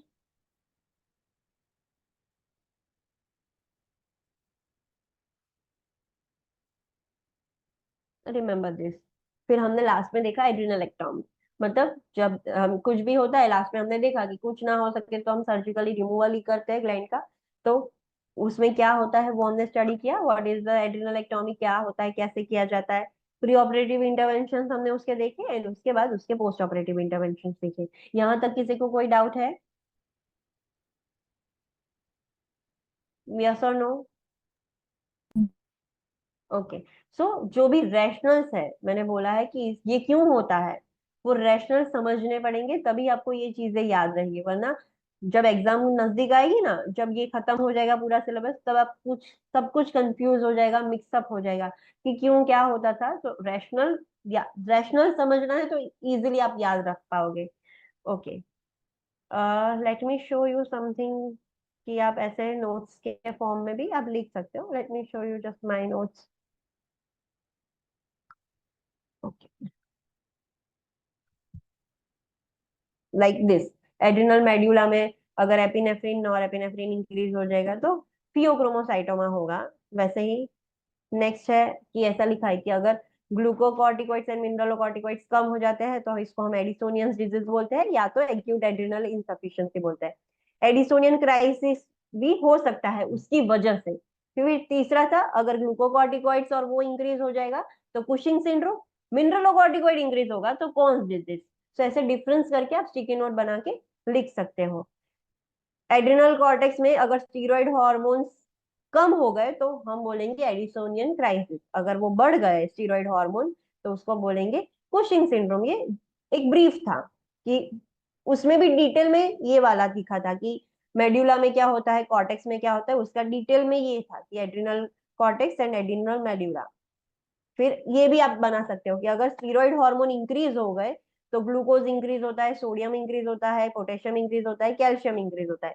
Steroid decrease हो जाते हैं तो ग्लूकोज डिक्रीज होता है, सोडियम डिक्रीज होता है, पोटेशियम एंड कैल्शियम इंक्रीज होता है। तो आप ऐसे भी बनाकर लिख सकते हो तो आपको इजीली वो याद रह पाएगा। Got it? Yes. Okay, so I will just take 5 more minutes। आप सबने टेस्ट दे दिया? Yes, ma'am. कोई भी बाकी है जिसने टेस्ट नहीं दिया है? How was the test? Test कैसा था? और था थोड़ा। टफ था, यस, बिकॉज आपने ये स्टडी नहीं किया था एंड कॉम्प्लेक्स केयर में आपने देखा होगा ज्यादातर डायरेक्ट क्वेश्चंस नहीं थे, कॉम्प्लेक्स केयर के कॉन्सेप्ट किसी और में मिक्स करके आपको इम्प्लीमेंट करना था। So complex care and FOM ऐसा ही होगा, सीधा क्वेश्चंस बहुत ही कम होंगे। कॉम्प्लेक्स केयर के जो points, no sorry, complex care का नहीं था ये, इंटीग्यूमेट्री एंड ऑन्कोलॉजी का था। तो इसमें Logic. तो हाँ, उसमें तो डायरेक्ट क्वेश्चंस नहीं होंगे, बट कुछ एक्स्ट्रा भी होगा जो आपको लगा होगा कि हमने स्टडी नहीं किया है दूसरी चैप्टर में से और उसमें से होगा, प्रायोरिटाइजेशन की वजह से प्रॉब्लम हुआ होगा शायद, Yes. राइट? हाँ, सो एग्जाम में क्वेश्चंस ऐसे होंगे, प्रायोरिटी आपको क्लियर करना है जो ऑलरेडी जो न्यू स्टूडेंट्स है। इसीलिए मैंने आपको जब क्लासेस स्टार्ट करने से पहले बोला था कि प्रायोरिटाइजेशन आपको स्टडी करना है पहले से ही। क्यों? बिकॉज वो बहुत इंपॉर्टेंट है। अगर आपने उस वक्त जब रिकॉर्डेड सेशंस अटेंड कर रहे थे आपने रेगुलरली नोट्स बनाई होती तो इसमें थोड़ा इजी लगता। नो डाउट जैसे जैसे आप स्टडी करोगे आपको आ जाएगा, but this is just for you कि आपको हाँ पता चला कि क्वेश्चंस ऐसे होते हैं and this is how you have to do the hard work. आपको कैसे करना है, क्या करना है वो समझ आ जाएगा। कि सिर्फ रीडिंग करने से नहीं चलेगा, you have to storm your brain, कि कुछ ऐसे सिचुएशन आ जाए तो जो आपने रीड किया है, जो आपके पास नॉलेज है, वो नॉलेज को इम्प्लीमेंट कैसे करना है, उसकी भी प्रैक्टिस इंपॉर्टेंट है। Got it? डोंट वरी, जिसका ये Yes, फर्स्ट टाइम का टेस्ट था कि स्कोर कम है कि जो भी है, स्ट्रेस मत लो, नेक्स्ट टाइम इंप्रूव करने का ट्राई करना है, दैट्स इट। कुछ और डाउट्स क्वेश्चन है टेस्ट रिलेटेड? स्कोर क्या મળશે આજે તમને સ્કોર મળી જશે. ના ઓકે